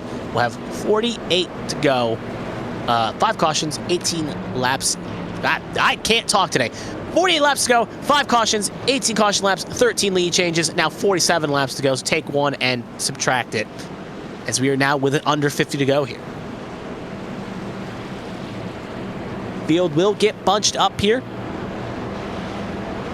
It's going to be Sosi and Jones, row 1. Parkhurst, Jewell, row 2. Pendel, Adams, row 3. Zier and Oberstadt, row 4. Wygett, Breo, row 5. And Jonathan Adams, after his little tuffle that happened to Oberstadt, he is going to be outside the top 10 here, just trying to get that thing back inside, because he has got a competitive 83. He's trying to make something happen here.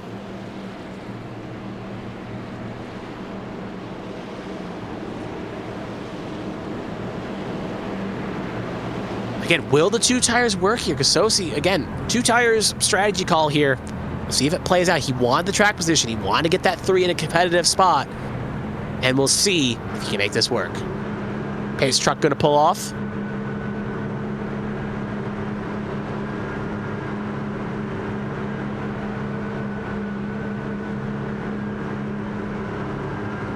Green flag, green flag. Green flag is out, and away we go. Jones will fight firmly in the second, and the bat he will be on for third. Parkhurst will get clear third. Pendel going to try to follow suit around Jewell, and we'll get it done. So top 5. You can see drivers begin to fight here. Battle for the lead there. Adams going to try to, Jones I should say, trying to make a move here. Adams fighting Jewell. Jones trying to get around Sosi.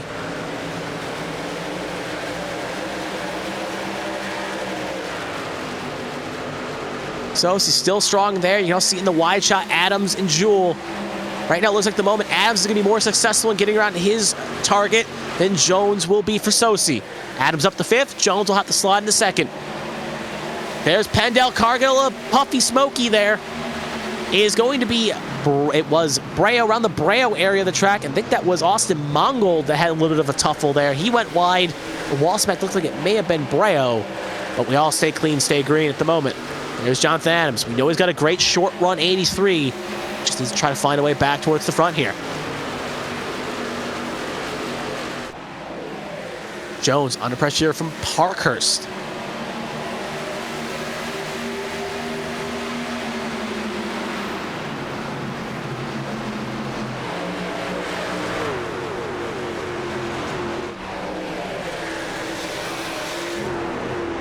A little bit further back here, Selena Thompson.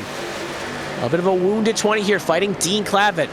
Whether it's for 5th or 17th, they're still fighting hard here. Going to get around, try to get around Zach McBride here. There's Alyssa Peltier-Sharp currently in 14th. So 14th, 15th, 16th, 17th, 18th, 19th. Basically the top 15 to 20 here we're currently watching on our screen here.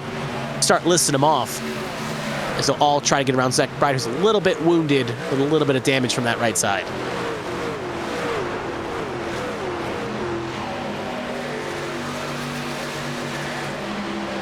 Back up towards the front here. Jones has gotten back to Sosi. Also see Pendel and Parkhurst. They're fighting him along with Adams. So 2 major battles are shaking up here. Sosi playing defensive here, trying to cut off the draft to Jones.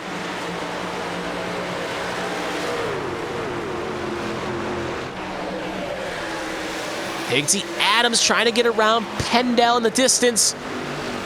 Sosi holding nerve, but you can only do that for so long, those kind of moves, before eventually it may come back to bite you.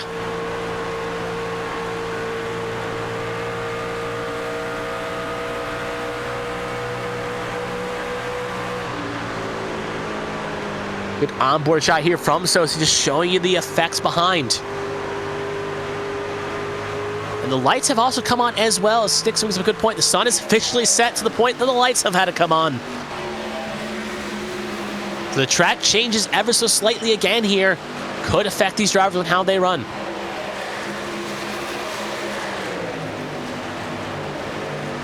It is a beautiful sky though, but what's more beautiful, this action we're watching right now, as Jones again is trying to bait the 3 and maybe making a move, trying to make him go low, go wide, try something. Sosi not giving in the pressure here. It looks like Jones is going to try to go long way around here. Going to get cut off again. Again, the longer they go, the only thing I do worry about is burning up the stuff here. Sosi, remember, only on 2 tires here. Jones on 4, but now that they officially have entered the window for the final pit stop, drivers could peel off now if they so choose, and presumably make it to the end, maybe a little tiny bit of saving, but if they can make it to 112, they'll be firmly good. So now it's a game of cat and mouse. Wynn probably want to cut the stint in half, but some drivers may take a chance here for track position.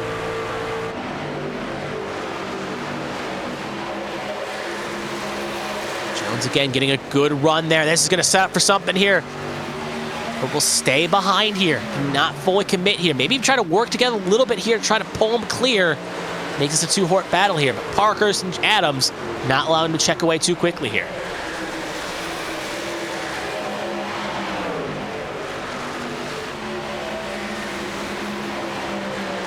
Good defensive work there by Sosi. Good 1 and 2 there, going to give some breathing room between him and Jones. A little further back here, here's Jonathan Adams. Got a great short run 83 truck. He's looking to try to get inside the podium here and get around Parkhurst.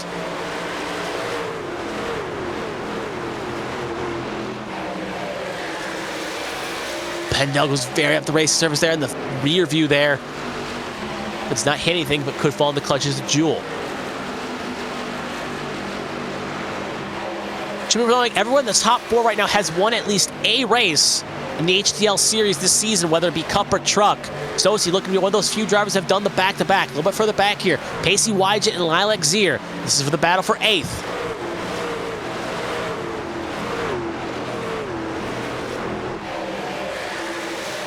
Wygett trying to get the run here. We know he's got an all right fast 00. We talked to him last week.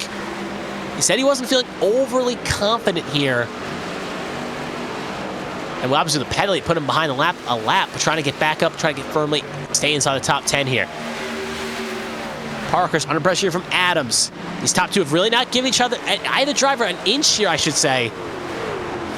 As Jones and Adams have hounded their car ahead here, but not been able to make a pass.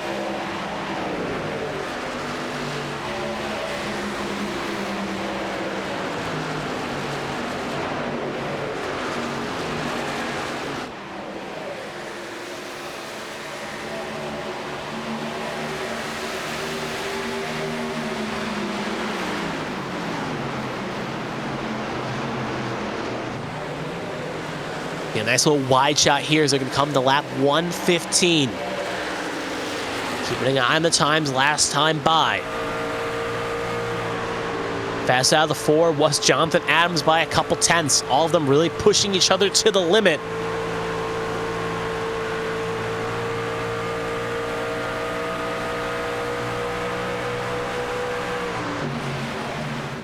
Should be worth noting as well, tires will kind of hit a bit of a fall off here. And if we look at where the window for the final pit stop could be if they tried to run the tank dry, looking around lap 29, 28 range. Obviously some extra green flag pit stops. You can push that maybe a couple laps later with the cautions we had. But we're coming close to what could be the final pit stops here. what will be the final pit stops, I should say. But to that window, the question is, who will blink first in this top 4 and when? Because the longer you go here, the more time you're going to have for the last run and maybe green-white checkers if necessary. You pit early, you'll get the track position, but you'll have the ill effect of if there's green-white checkers or extra cautions, tires may fall off. A little bit further back, we were focused on this battle earlier. We'll focus on it again. Lilacs here, Pacey Wygent, and Stefan Oberstadt. Oberstadt 7th. Patrick Oberstadt, I should say. Keep making that mistake. Patrick Oberstadt 7th. Lilacs here 8th. Pacey Wygent 9th. Currently all under a blanket here.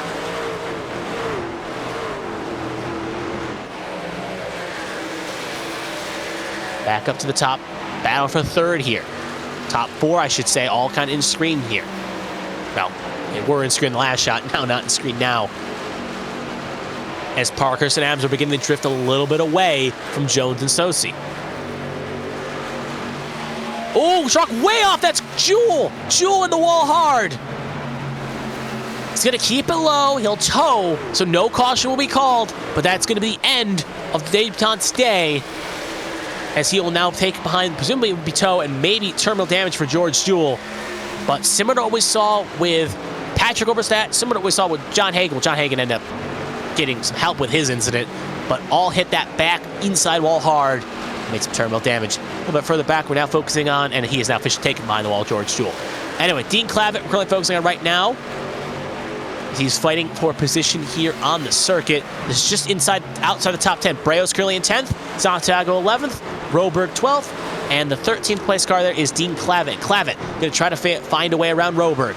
Breo, though, could be under pressure in the top 10, as it looks like Santiago going to try to charge around the high side here.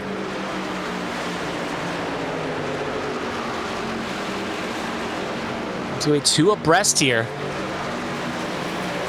Clavitt will think better of it. Oh, he got under the 37. Breo going to come on in this time by.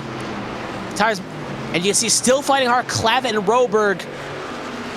Obviously, Roberg not too thrilled with that as he got basically lifted, and you see more trucks coming in. Obviously, look at a big name on the list, Jonathan Adams. He's going to try the undercut here. Other notables, Patrick Oberstadt, Austin Mongold. They've cut it in half here. We do see a few trucks. They're going to try to go long here. You can go just a tiny bit longer if needed. There's Austin Mongold. Byron Jones, he is in as well. Joshua Sosi in as well. That will inherit the lead to Parkhurst. This is final pit stop of the night. Almost everyone's going to be coming on in here. Wygent and Zier will take 2nd and 3rd respectively. Pendell's now in 4th. At the moment, the top 8 have still yet to make a pit stop. The question is, we saw last time by, as we'll see Parkhurst coming in, a 1-lap advantage of coming in just a lap early is not going to be much of an effect unless you really push it on entry and exit. 2 or 3 laps could play a factor. Wygent going to stay out just in case a caution were to come out, along with Pendell and Parkhurst. And a caution comes out. A caution has been called here. That is going to be the saving grace for Wygent, Pendell, Parkhurst, Santiago, Clavitt, and a few others. We'll see. And there's your incident right there. You see the truck way on the low side. I think that is, looks like Zach McBride.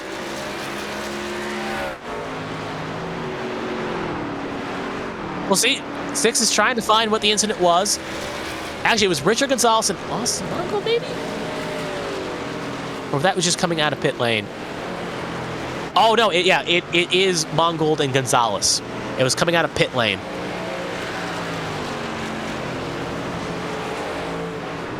Primarily, Mongold. Yeah. You're going to probably, if we do get the replay here, you probably want to focus on Mongold. But as we see if we can get that replay, there was a very interesting caution. That's going to shake this field up quite nicely, as a few drivers obviously are going to come in now, take service. Here's the replay, by the way. You can see Mongold's going to be coming in your shot here in a second. I've seen what's happened here. You can see Mongold gets loose coming out of pit lane right up in the road. I think we should take a look at Mongold, too. See what happened. I think it was cold tires, I want to say. And obviously, he came up the surface, nowhere for Rich Gonzalez to go. So we'll kind of take it back from when you can see him coming out of pit lane here. Just let it play out here.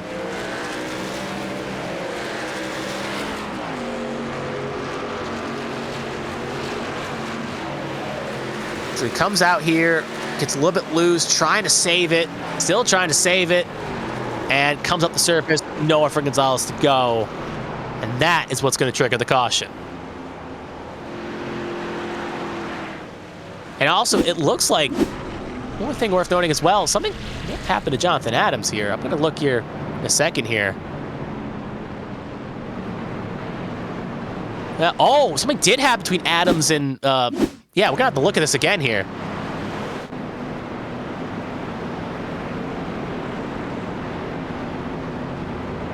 Oh, interesting. Yeah, and then Ode piles in. Oh, well, because the light's happening, you can see the rest go around, but that's going to be a little bit of damage for both the 3 and the 83. Just a checkup situation there where they didn't really get the speed down. Take a look on board here with the 83. As you can see right there, they tried to kind of, if I had to guess, when the white and red truck ahead there, 46 kind of moved low, the 3 didn't want to run the Zier, and Adams was right there. So 2 trucks fighting over 1 real estate, but the problem is those are 2 strong trucks that were just involved there with an incident. We'll see if any major damage for both truck. But as now the field gets recycled here, this is going to be interesting to see how this plays. Obviously, a lot of trucks that just came out were put 1 down on pit stop. And they'll have to take the wave around here for most of them.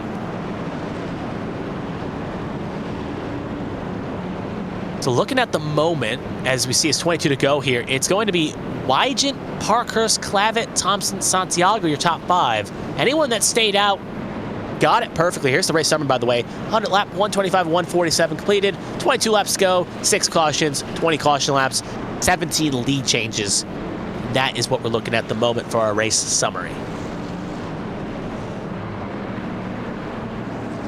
So again, for the cars that stayed out, the cars that played the strategy, well, wasn't played the strategy, but went for the longer distance here, they've made it work, and now they'll have track position and fresh tires. While other cars like Adams currently buried 11th, Jones 15th, Sosi now 19th, and actually I think still 1 down, just at the poor time of the caution. They'll all have to take the wave around here. This is going to be quite an interesting kind of re-roll here. Restack, if you will.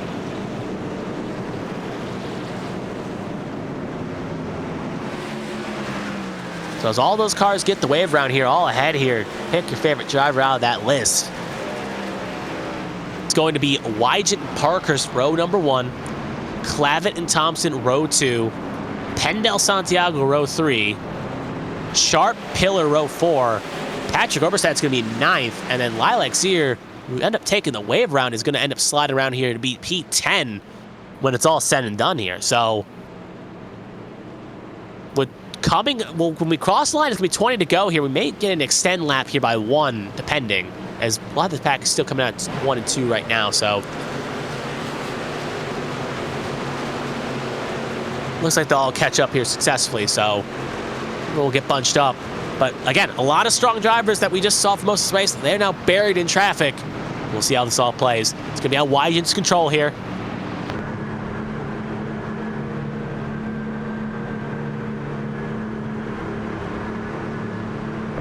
Green flag is out, and away we go.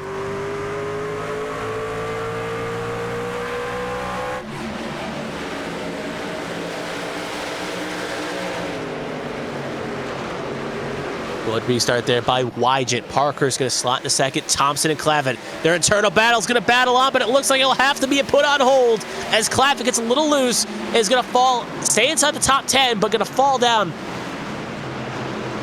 Looks like something happened to Santiago as well. He fell quick down the order. We stay green. And look at that 3 wide there. This is not going to end pretty. They keep it clean. Santiago, Sharp. Top 5 we're watching at the moment. Oh, tough as smoke there. Someone hit the wall. Still 3 wide at the moment. Santiago will hold the nerve. Clavitt joining the show here. You can see Zier and Patrick Oberstadt all fighting here with 19 to go. Game time on here. We actually have a battle for the lead here as well. Parker's trying to make a move on Wygant. Tried, but not as successful. But Parkhurst is coming, along with Pendel. Look in the distance. That's Zier have to take a little bit loose there in the distance. There's so much cover, so few screens. It looks like they've gotten it settled out here. Sharp holds ahead of Patrick Oberstadt a little bit further back, so I saw it on my perspective, but everyone pretty much single file here at the moment. Some of the notables that we saw before the pit stop cycle happened. Byron Jones currently in 13th.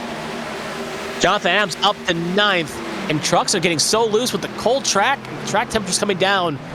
It's making it a little bit more slippery, and we're seeing the effect coming out of 4 and 2 on exit, but here comes Parkhurst. He won once this season. He won at Homestead. Looking to try to join the 2 winners club that includes Pacey Wygant and John Hagen. Pendel there in 3rd, Santiago in 4th. There's Jonathan Adams. He's trying to carve through the field quickly here. He's going to need a caution. He's a little bit further back, but it's a caution. He can try to get himself up. He just climbed himself way up in this 8th. But we're focusing on this battle for the lead here. Parker's just getting the runs he needs in that UPS machine, but just not enough to really capitalize.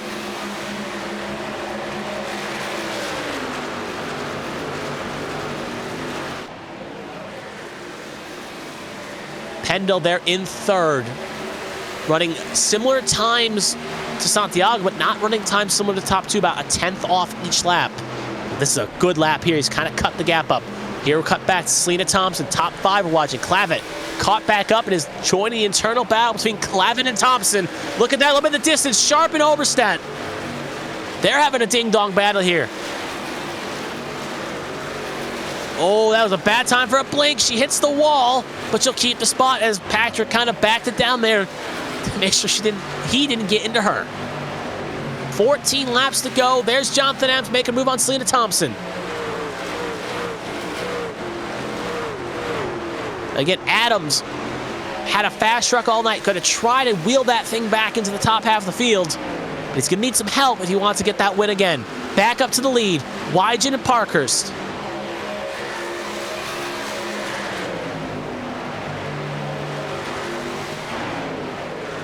Back to what we were just watching a second ago. Thompson and Adams. Adams looking to try to get the 7th. There you can also see Oberstadt trying to make a move on Sharp for 9th. Or should I say 8th, I should say. Still side by side. Back up to the lead. There's 3 major battles, folks. 3 major battles brewing here. You got Wygant and Parkhurst for the lead. Adams and Thompson for 6th. And Sharp and Oberstadt for 8th. Back to the battle for 7th, or 6th, I should say. Look at Zier making a move on Oberstadt for 9th.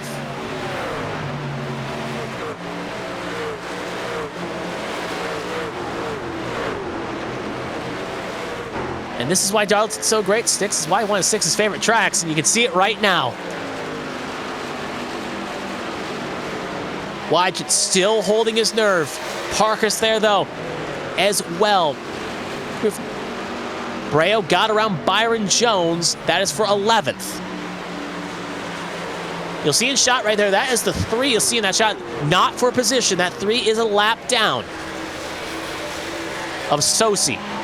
So Sosi is not joining this fray for battle here. A little bit further back, Lilac Zier and Patrick Oberstadt still fighting in Zier. This is 8th, 9th, and 10th on the racing surface.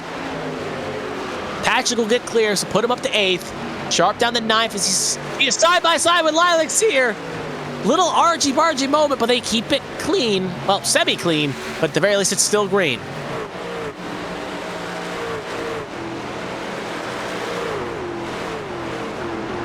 Adams and Thompson. Adams is kind of fallen out of momentum here. Still trying to get 6 back, but back up to the lead. 9 to go. Wygant's making that car work. Making it work how he needs to work. And he's doing what he needs to do. A little bit back. This is battle for 11th. Jones and Breo. Breo holding his nerve. Jones trying to get a run, but kind of running what we've seen. It's a bit hard. You can catch someone, but it's a bit hard to pass. Gotta time your stuff correctly if you want to make it around.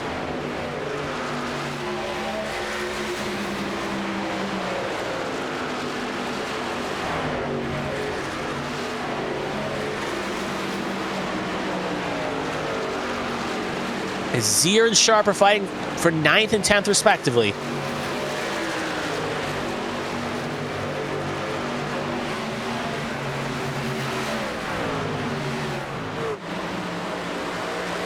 Ooh, a little blink there by Sharp. 7 laps to go.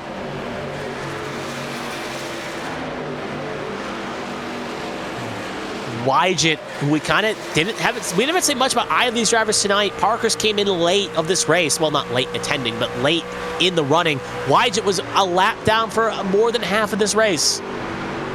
Now 1-2 to a timely caution. If they were to touch, Pendel is currently in 3rd, 1.8 back. 6 to go. Wygant is pulling. That time by. They were almost dead even. Slight advantage over the Wygant, a 30.04 to a 30.05. Parker's going to have to cut big intervals out. Adams is able to get around Thompson, so put Adams up to 6th on the timing and scoring. Thompson down to 7th, and now Patrick Oberstadt wants a piece. He wants 7th.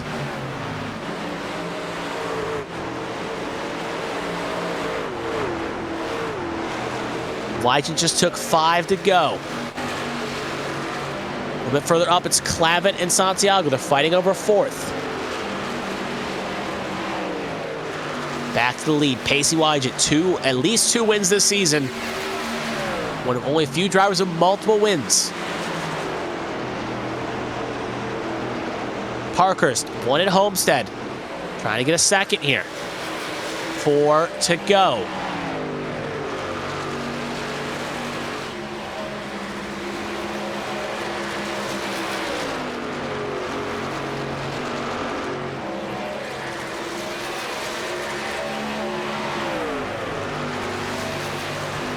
Be interesting to see how this plays.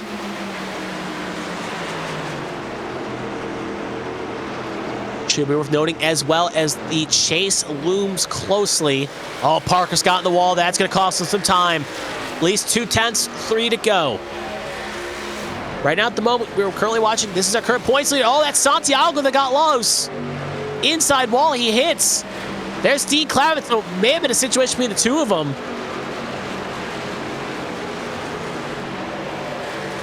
As I was going to say, though, before we get 3 to go, as the chase looms ever so closely, with Bobby Flowers having a bad day, that's opened the door for drivers like Adams, Jones, and that's a caution. We'll have to hold that point. Santiago, another incident, that will trigger a green-white checkered.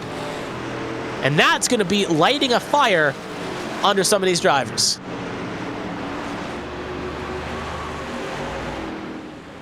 Looks like it may have been Frazier and Santiago. We haven't saw the first instance with Santiago, but it looks like it was a 2-piece for Santiago as a secondary incident happened. Take a look here.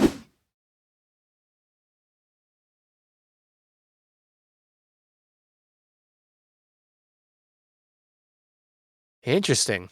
Well, let's play out here. Santiago was a little slow, and then, yeah, and the speed difference. Frazier gets into Santiago, and Santiago ends up going around. Well, we saw that in the front stretch with Santiago and Clavitt. We'll see what happens with the two of them. It looks like it may have been racing hard here. By the way, as you're watching the replay here, most of the pack has come in, but not everyone. We'll update in a second on that one. Clavitt runs in. Oh, interesting. And Zach McBride also had an incident as well. We'll take a look at Zach McBride as well, what happened to him. He was obviously alone here on the circus. Oh, may have been a similar situation. Oh, he missed his pit lane. That's what happened to him.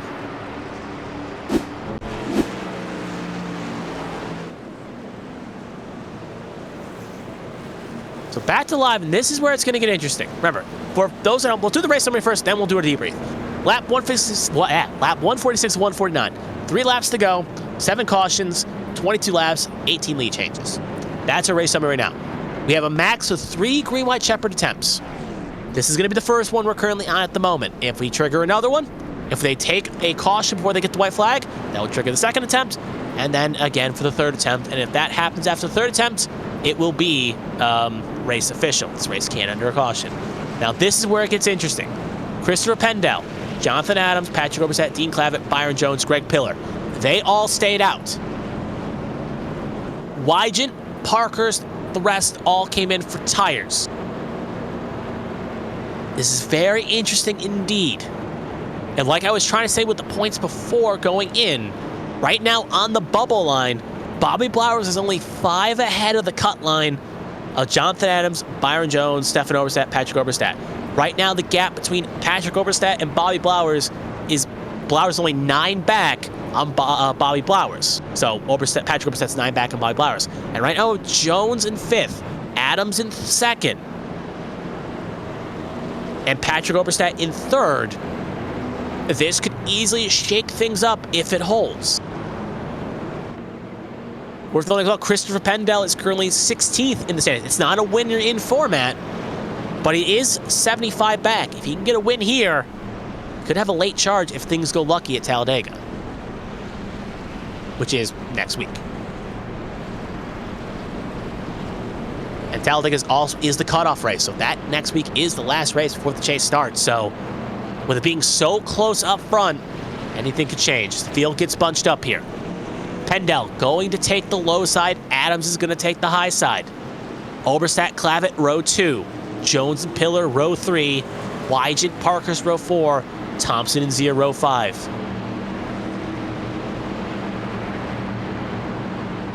Honestly, if I was in the shoes of a driver right now, I think I'd stay out. And I think the stay out call is going to work if we only get one green-white checkered attempt. If we get more than one, I think it's going to favor Wygant, Parkhurst, Zier, Thompson, the ones that came in.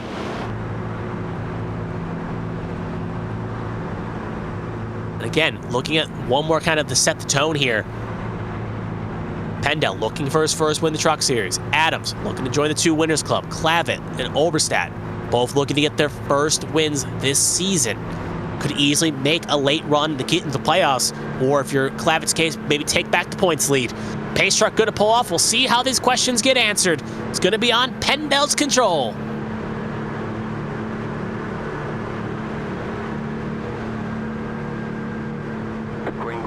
Green flag is out, and away we go. Great restart by Pendel. Adams did not get it going.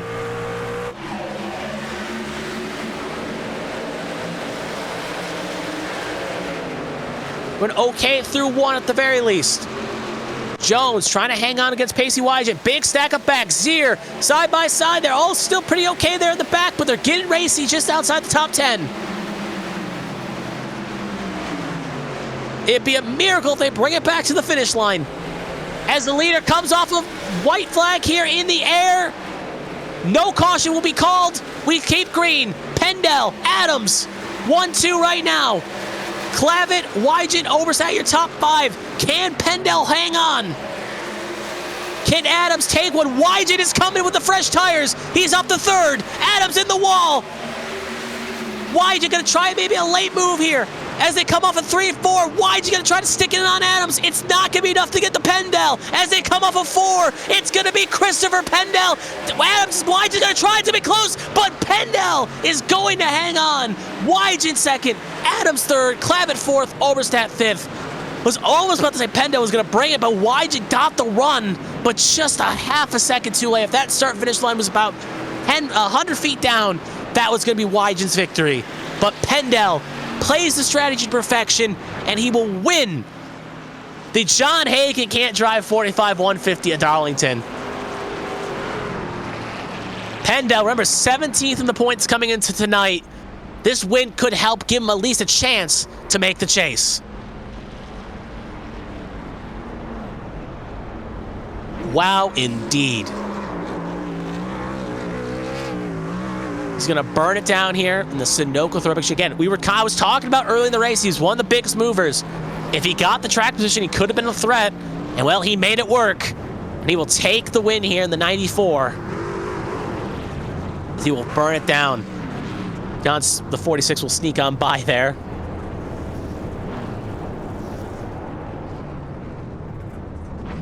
So they'll burn it down from the engine. John Spiel comes out to admire his work, because that is one of his paint schemes. You can see right there on the little side axle right there. Oh, yeah, Pendle going to burn it down here. Well, not going to kill the engine, though. He's going to go save the engine. Also, Greg Pillar's also doing donuts as well. You probably see him coming up here in the side section here. P10 finish for him, so I think he's very happy with his performance. But as a Polish victory lap is performed here by Christopher Pendle, first win of the season. Again, we'll see what he can do. If he can maybe make a late charge for the playoffs, the chase here, maybe fight for a championship, depending on how the points stake out. But those, as Pendle does his Polish victory lap here. Do not go anywhere if you're still joining us here, as we will hear from the top three relatively shortly here. We'll hear from Pendle, Wygant, and Jonathan Adams.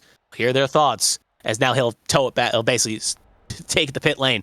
So we'll see if any of the... We'll give him a second here to get in, and as while we do that, we'll take a quick look at the race results here. As Christopher Pendle, again, hangs on with the two-tire call and makes it work. Pacey Wygant was hoping for a couple more feet. He would have had the win, but right now it's Pendle's victory, and it may still be Pendle's victory. Adams will take third. Clavitt, second in points, will bring it fourth, and Patrick Oberstadt, one of those drivers on the bubble, will get fifth. Thompson, Jones, Zier, Parkerston, Pillar. Greg Pillar with a good top 10 there, made it work quite nicely. Moving down the field, he got Sharp, Markowski, Roberg, McBride, and Lily Frazier, your top 15.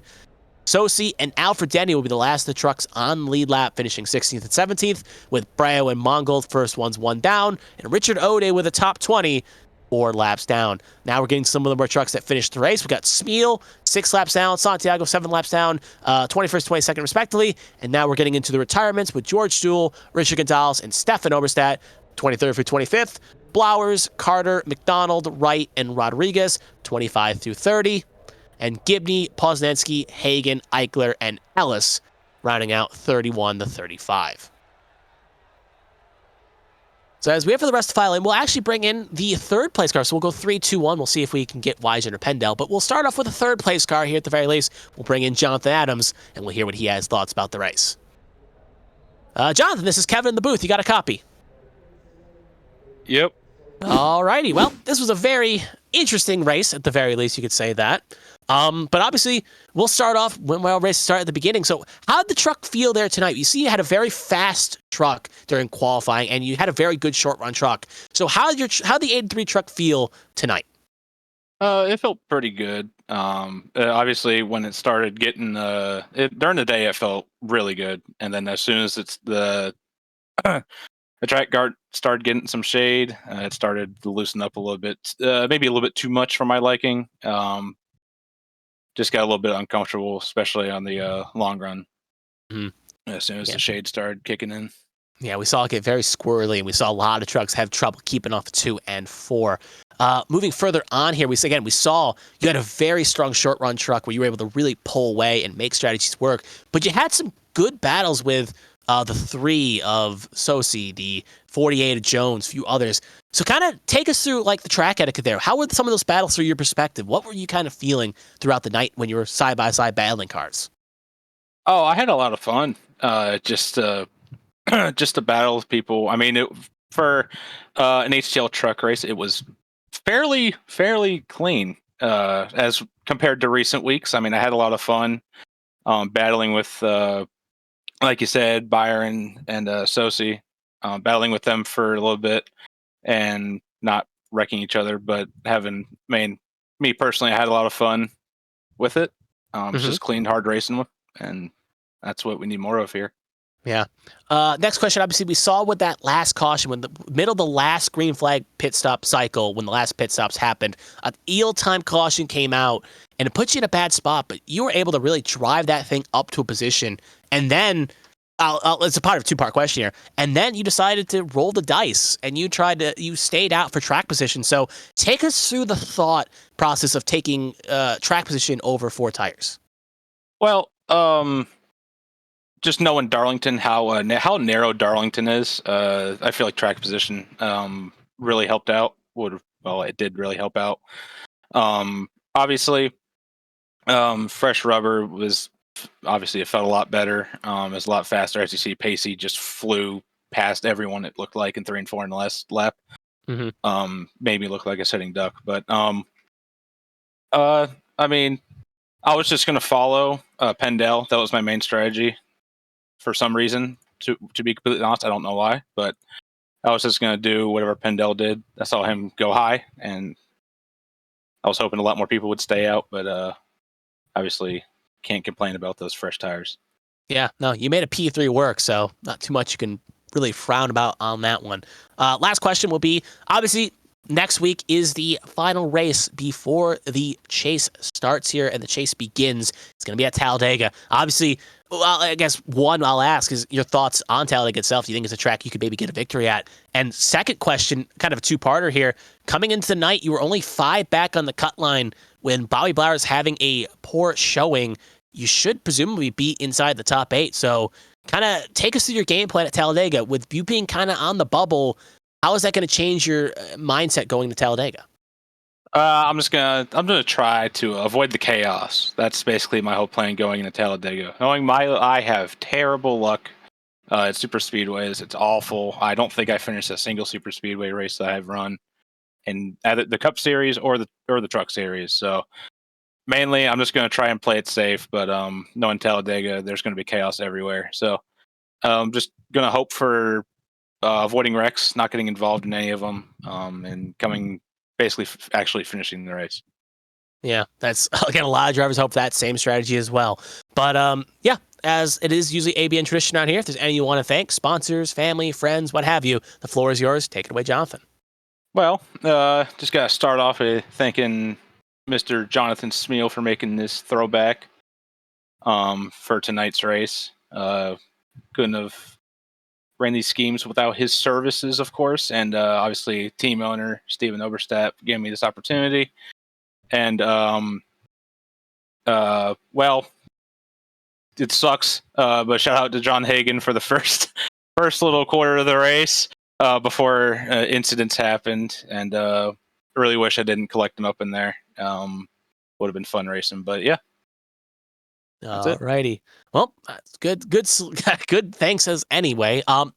Words are hard, but anyway, good job there tonight. Good at Darlington. Hopefully, you can have just as good a showing at Talladega next week. Yep. Hopefully. Hopefully, indeed. So, do you have a good rest of your weekend? You take care. All right. You as well. Thank you. So that was Jonathan Adams, our third place finisher. We'll move up the finishing order here. We'll move to second place in Pacey Wygen. Pacey, this is Kevin in the booth. You got a copy? Yeah, I got you. Alrighty. Well, obviously, we'll first start off with obviously the race at the beginning again, like I usually say. Obviously, since you did get a penalty from last week, obviously you had to take a drive-through that put you behind the 8 ball. So I guess take us through the opening stints of this race with you being kind of a lap down here. How did you feel? Like, did you think you could get back on the lap? And if you did, do you think you'd have a fast truck that could compete for the win? Yeah, I was lights out fast, and I just needed to be able to catch that break to get back on the lead lap.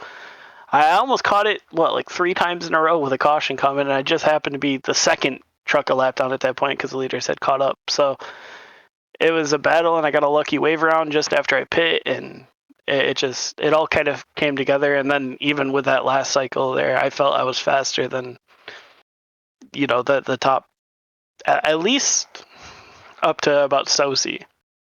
I felt like Sosi was the only real competition that I personally had. I'm not saying that any other driver's bad or anything like that. I'm just saying my truck was phenomenal tonight, and I don't know. I don't know what I got to do to win one of these Darlington races. You came so close, but we'll get to that thought in a minute there, your opinions on that. But moving further down the questions, obviously you were able, with some time cautions, able to get back on the late lap. And then when a late caution kind of came out, you went long and you ended up taking the lead. So kind of take us through your thoughts when that last caution came out during the green flag pit stops. Well, I should say last caution during the pit stop win, I should say. What was going through your mind when that caution ran? How many trucks managed to stay on the lead lap? I was really concerned about that, how far back I was going to get shuffled, and then I ended up being the leader.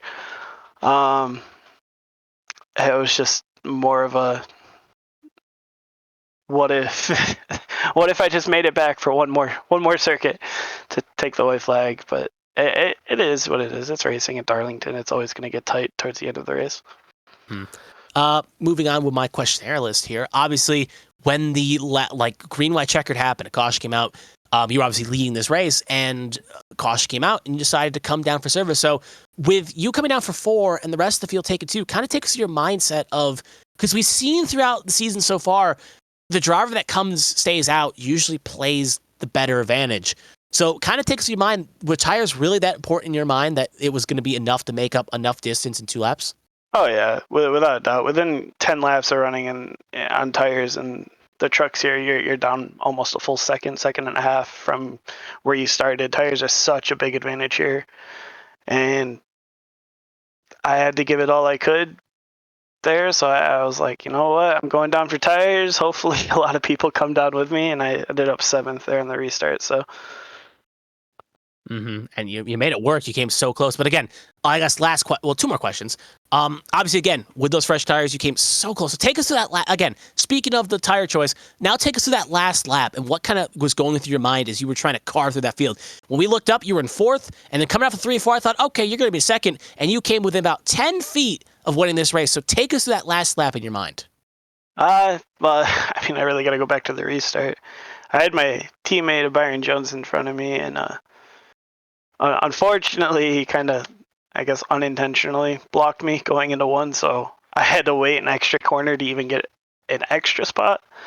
But the fresh tires, they were just able to stick so much better on the inside, and I knew if I could get to the inside of them, it was game over, and just half a truck length short. I was just trying to do everything I could. I didn't want to wreck Adams. I don't know if we actually touched or not there in the last corner, but I feel like if I didn't want to not wreck him, I believe I probably could have got the win if I would have just kept my foot in it. But it is what it is. 2nd place still good after having to serve the drive-through and everything else I had to go through tonight.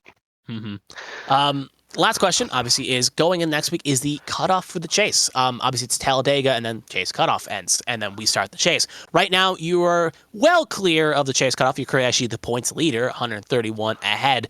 So it's safe to assume, barring some sort of spontaneous combustion, you will be fighting for a championship. So, again, I guess 2-part question here. 1, what's your thoughts on Talladega? You think it's a track, as we saw at Daytona early in the year, you obviously qualified in pole. You were very strong with your teammate Byron Jones. But take us through the mindset of what you're going to be going through at Talladega. Is it going to be a situation where maybe you're going to go for the win, or maybe you're going to try to help Byron Jones and maybe try to get him into the chase in that regard?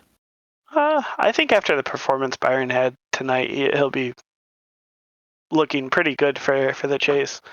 But the ultimate goal is to have both CCR trucks in the chase, obviously fighting for a championship. So I'm going to do what I can to help him. But at the end of the day, I'm not just gonna roll over for him either. So if I have a chance at the win, I'm gonna take it, and hopefully he's there. And I'm just glad I don't got to worry about anything going into Talladega. Your worries don't start until the next week at Chicagoland when you'll be fighting for a championship. But yeah, obviously it is a been tradition. If anyone want to thank sponsors, family, friends, what have you, the floor is yours. Take it away. Yeah, I'd like to shout out y'all for being up here each and every week, even when we don't have the best of races, last week. I'd like to shout out my fiance. She's always watching. Jones P&D for making the truck for me. This was actually a throwback to Tina Gordon back in the 04 days.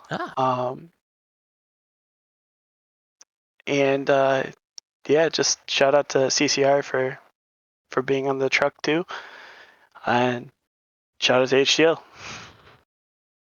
Yeah, fair enough. Always good to shout out things and all that. But again, good talking to Pacey. Hopefully, if you haven't done a good run next week, we'll be talking to you again next week. But if not, you have a good rest of your weekend now. Yep, you too. All right, and that was Pacey Wygant, who finished in second position, and that will leave us with one more driver to talk to here. We're going to move on to our race winner, Christopher Pendes. We'll bring him on in here. Chris, I should say, not Christopher. Christopher, Chris, what have you. This is Kevin in the ABM booth. You got a copy? Yeah, I got you, man.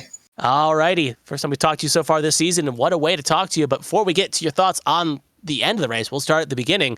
And what we saw at the beginning, you didn't have the greatest qualifying because you obviously started in the back because of reasons, or at least in the reasons that. And we saw, though, throughout the race, you had a good truck and you were slowly carving your way up for the field. So take us through your mind right now. How strong do you think that 94 truck was? It was really, really good on the short run. Yeah, it was just really good on the short run. So, yeah, I messed up in qualifying. I hit the wall coming out, too, trying to push it. And so I just gave up on the lap there, and I just accepted my starting spot. It was fun, car going up through the field, just trying to set up passes and make my way up to the front. And I was going to settle for a top 10 there, and then, things started happening. I found myself up there in the top 3 battling for a win, and I was content settling for third there. The truck wasn't as good as the 00 or the 42 or even the 83 for that matter. But they pitted, I stayed out, and it worked out for me. It quietly did. Moving on to the question, though, another question on this point. We saw as the sun set, a lot of drivers were struggling with exit as the track got cooler, the grip became a little bit more different, and the cars started losing it. So kind of take us through this reminder. We saw so many trucks lose it at 2 and 4. What were you trying to do to change your driving style between the night and the day? Like, we saw drivers have to change up a little bit. Yeah, I was actually having to once like you said, once the track got darker, and it got cooler, the truck was super loose, and just managing my brake bias, I was raising a little bit to help it on entry, and I was letting off on entry a little earlier, and just kind of barely throttling it, keeping the truck straight coming out of the corner. It was just so loose and so hard to drive when it got dark, and it was fun, but it was loose, and it just changed so much. Like, I don't know. I really don't know how to explain it, but it was just so hard to drive there at the end. And I was doing everything I could to keep the truck from bouncing off the wall. And I was catching actually Pacey and Mark there a couple laps. And then I just hit the wall a couple times and lost the front end of the truck. And I just was settled for third. So it actually worked out for me there when they pitted.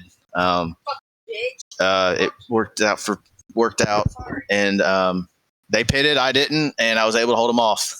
I want to thank the 83 though. He raced me super clean. I last lap there, I kind of smacked the wall a little bit coming off corner, and I threw a block on him. Normally, I don't block people. I don't race like that. I'm not aggressive at all because I don't like being raced that way. But it's been a while since I won an HTL. I'm out of the playoff push, and I wanted this one so bad. Mm-hmm. And he raced me super clean there, and I got to appreciate that. So next time the rules are reversed, I'll do the same with him. Fair enough. Obviously, you're really preempting my questions here, but we'll move on. We're down the list here. Obviously, we saw the first time when a caution came out, you stayed out, and then another quick caution came out. This is around lap 70, 80. You got on cycle with everyone else. And then again, another late caution when Pacey, Wygen, and everyone else stayed out. You stayed out as well. You timed it perfectly again and got the track position as well. But take us through that last green flag pits, like the last choice under the last caution with 3 to go. Wygen came in. Adams came. Most of the field came in. But you decided to stay out and roll the dice. So take us through your mind. Why did you take 2 tires in this call instead of maybe taking 4 and maybe taking the fresh tires? We saw how aggressive Wygen was able to get through the field on 4 tires. So why in your mind was 2 tires the right call? I honestly seen the leaders pit, and my mindset was thinking, well, this is the only way I'm going to beat these guys if they pit and I stay out. And I was hoping that if I stayed out, enough people would stay out. And actually 3 rows behind me stayed out. So it worked out to my advantage. I thought about taking 2 just coming in, but I didn't try 2 all night. I didn't know how the truck would react on 2 tires. I didn't want it to be looser than what it was or tighter than what it was, so I just left it alone. I knew what I had on old tires. I was running a certain line, so I just left it alone and I stayed out. I was pretty much going to do what the leaders did. If the leaders went pitted, I stayed out. If the leaders stayed out, I was going to pit. Obviously, it worked out for Pacey because he started 7th there on that restart and finished 2nd. Who knows? I could have had a better shot there, but I'm just happy with my. I wouldn't change it anyway. It worked out for me in the long run. I'm just pumped, man. This is one of my favorite places to race at. I love Darlington, and just to come here with this Sterling Marlin throwback and have a good night tonight after a bad luck all season is just awesome. It's just. I'm going to be smiling the rest of the week. I can tell you that. It was a great performance. And I guess I got 2 more questions here real fast. Again, with that last restart, What was going as you got to the finish line just barely ahead of Pacey Wide. Obviously, you've talked about how you respected Adams, respected you clean, you keeping it relatively clean through Adams and whatnot, and all those battles you had. But take us to that last line and that last out of 4. You're looking clean, you're looking good, and then this bright orange 00 comes. It almost beats you to the finish line. So take us to those last couple corners, or even the last lap, and your thoughts on just that last lap. So I got a good restart there, and I pulled out to a good lead. And then I got to the last lap, coming out of 2, like I said earlier, I hit the wall pretty hard. I blocked the 83. He got a little bit loose. And then I seen the 00 get around him on getting into 3. So I'm like, I'm going to run the bottom here because worst case scenario, he's going to move me up the track, take the win away that way from me. If I ran a top, he was just going to dive it under me anyways and get it from me anyways. And I just didn't want to have to brake too much and get a bad entry into 3 and hit the wall. So I just ran the bottom. And then next thing I know, I see Pacey come flying up on my outside of the exit of 4. And I'm like, oh my God, he's going to take this win from me. And I don't know how much I beat him by, but I know it wasn't much. And I thought there for a minute, the run he got, I really thought he was going to pull it off and win it for me. And, if he won it, at least I tried, but I was able to get it. So I was so happy. I was hooting and hollering, and I forgot my kids were beside me because they're sleeping, they're in bed, and I felt bad. But yeah, it was just a crazy last lap there. I mean, I don't think it would have, if I wouldn't have hit the wall there off of 2, I wouldn't think it would have mattered. I was pushing so hard just to stay in front of those guys. Like I said, with the old tires, I was just doing everything I could to stay up front. And if I didn't hit the wall, I definitely wouldn't have to worry about that. I'd have entered 3 clean, no problem. But I got it done. That's all that matters. Hey, doesn't matter how you get it done, you got it done. Last question. Obviously, Talladega is next week. It's the race for the Chase cutoff. Coming into tonight, you were about, I'll do my math here real fast, 75 points back. Mm-hmm. Obviously, with this win here, and obviously some other drivers in that top 8 having some poorer runs, it could put you in a chance with some luck and some magic to be fighting for a Chase championship spot. But let me ask this question: what's your thoughts on Talladega, and maybe with a chance to make the Chase? Are you going to drive any differently?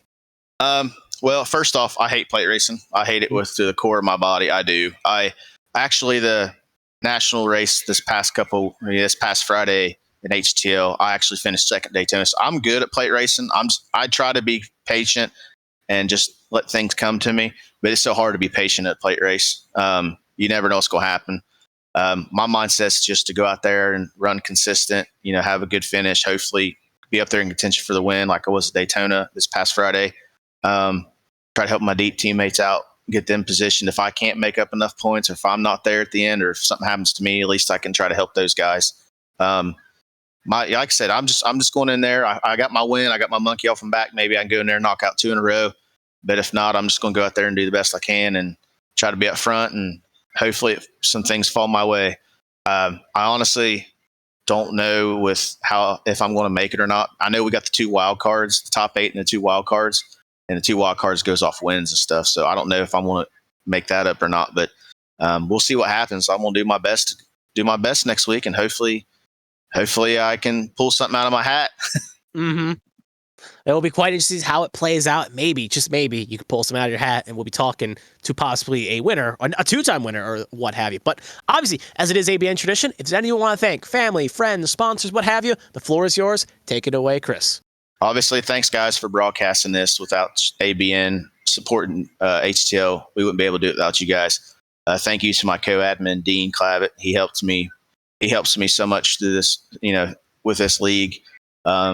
He's pretty much the main man. He does everything. So I just kind of just help him with the little stuff. But obviously, thanks to Deep Racing, these guys, support me, and they had my back, and they're just a good group of guys, and I appreciate that.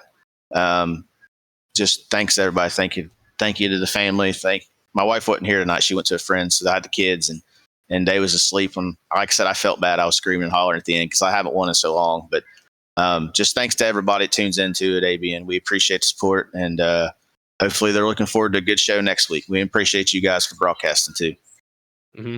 Well, it's great talking to you, Christopher. And maybe if you run that magic, we talk to you next week. But we'll see how it all plays out. But hopefully you have a good Talladega race. But if not, or at the very least not, you have a good rest of your week now. So you have a good rest of your week, and you take care.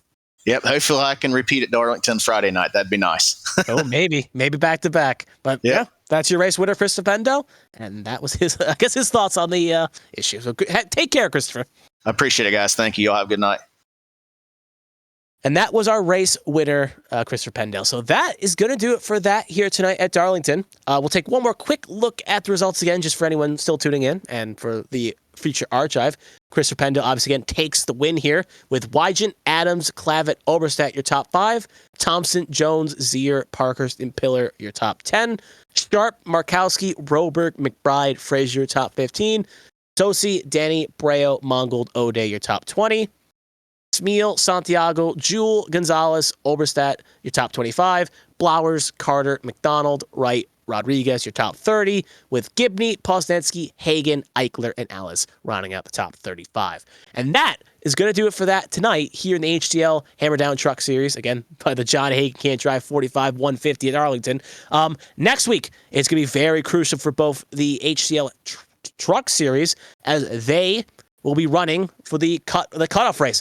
It's going to be the last race before the chase begins, and we find out who's the champion and what drivers can keep themselves in the top 8, what 2 drivers can claim a wild card spot and put themselves in a spot where they could maybe fight for a championship as well. Also, next week on Monday night, the HTL Cup Series will also be touring Talladega. So it will be quite interesting to see how the drivers of the Cup Series plate races are very spectacular to see, and it'll be quite interesting to see how they all play out, both for the Cup and the Truck Series. But that is going to do it for me here tonight. I'm thankful Styx was able to join us here tonight and operate the cameras and make a great showing of things. But for Styx and myself, I am signing off. So thank you and have a good rest of your night.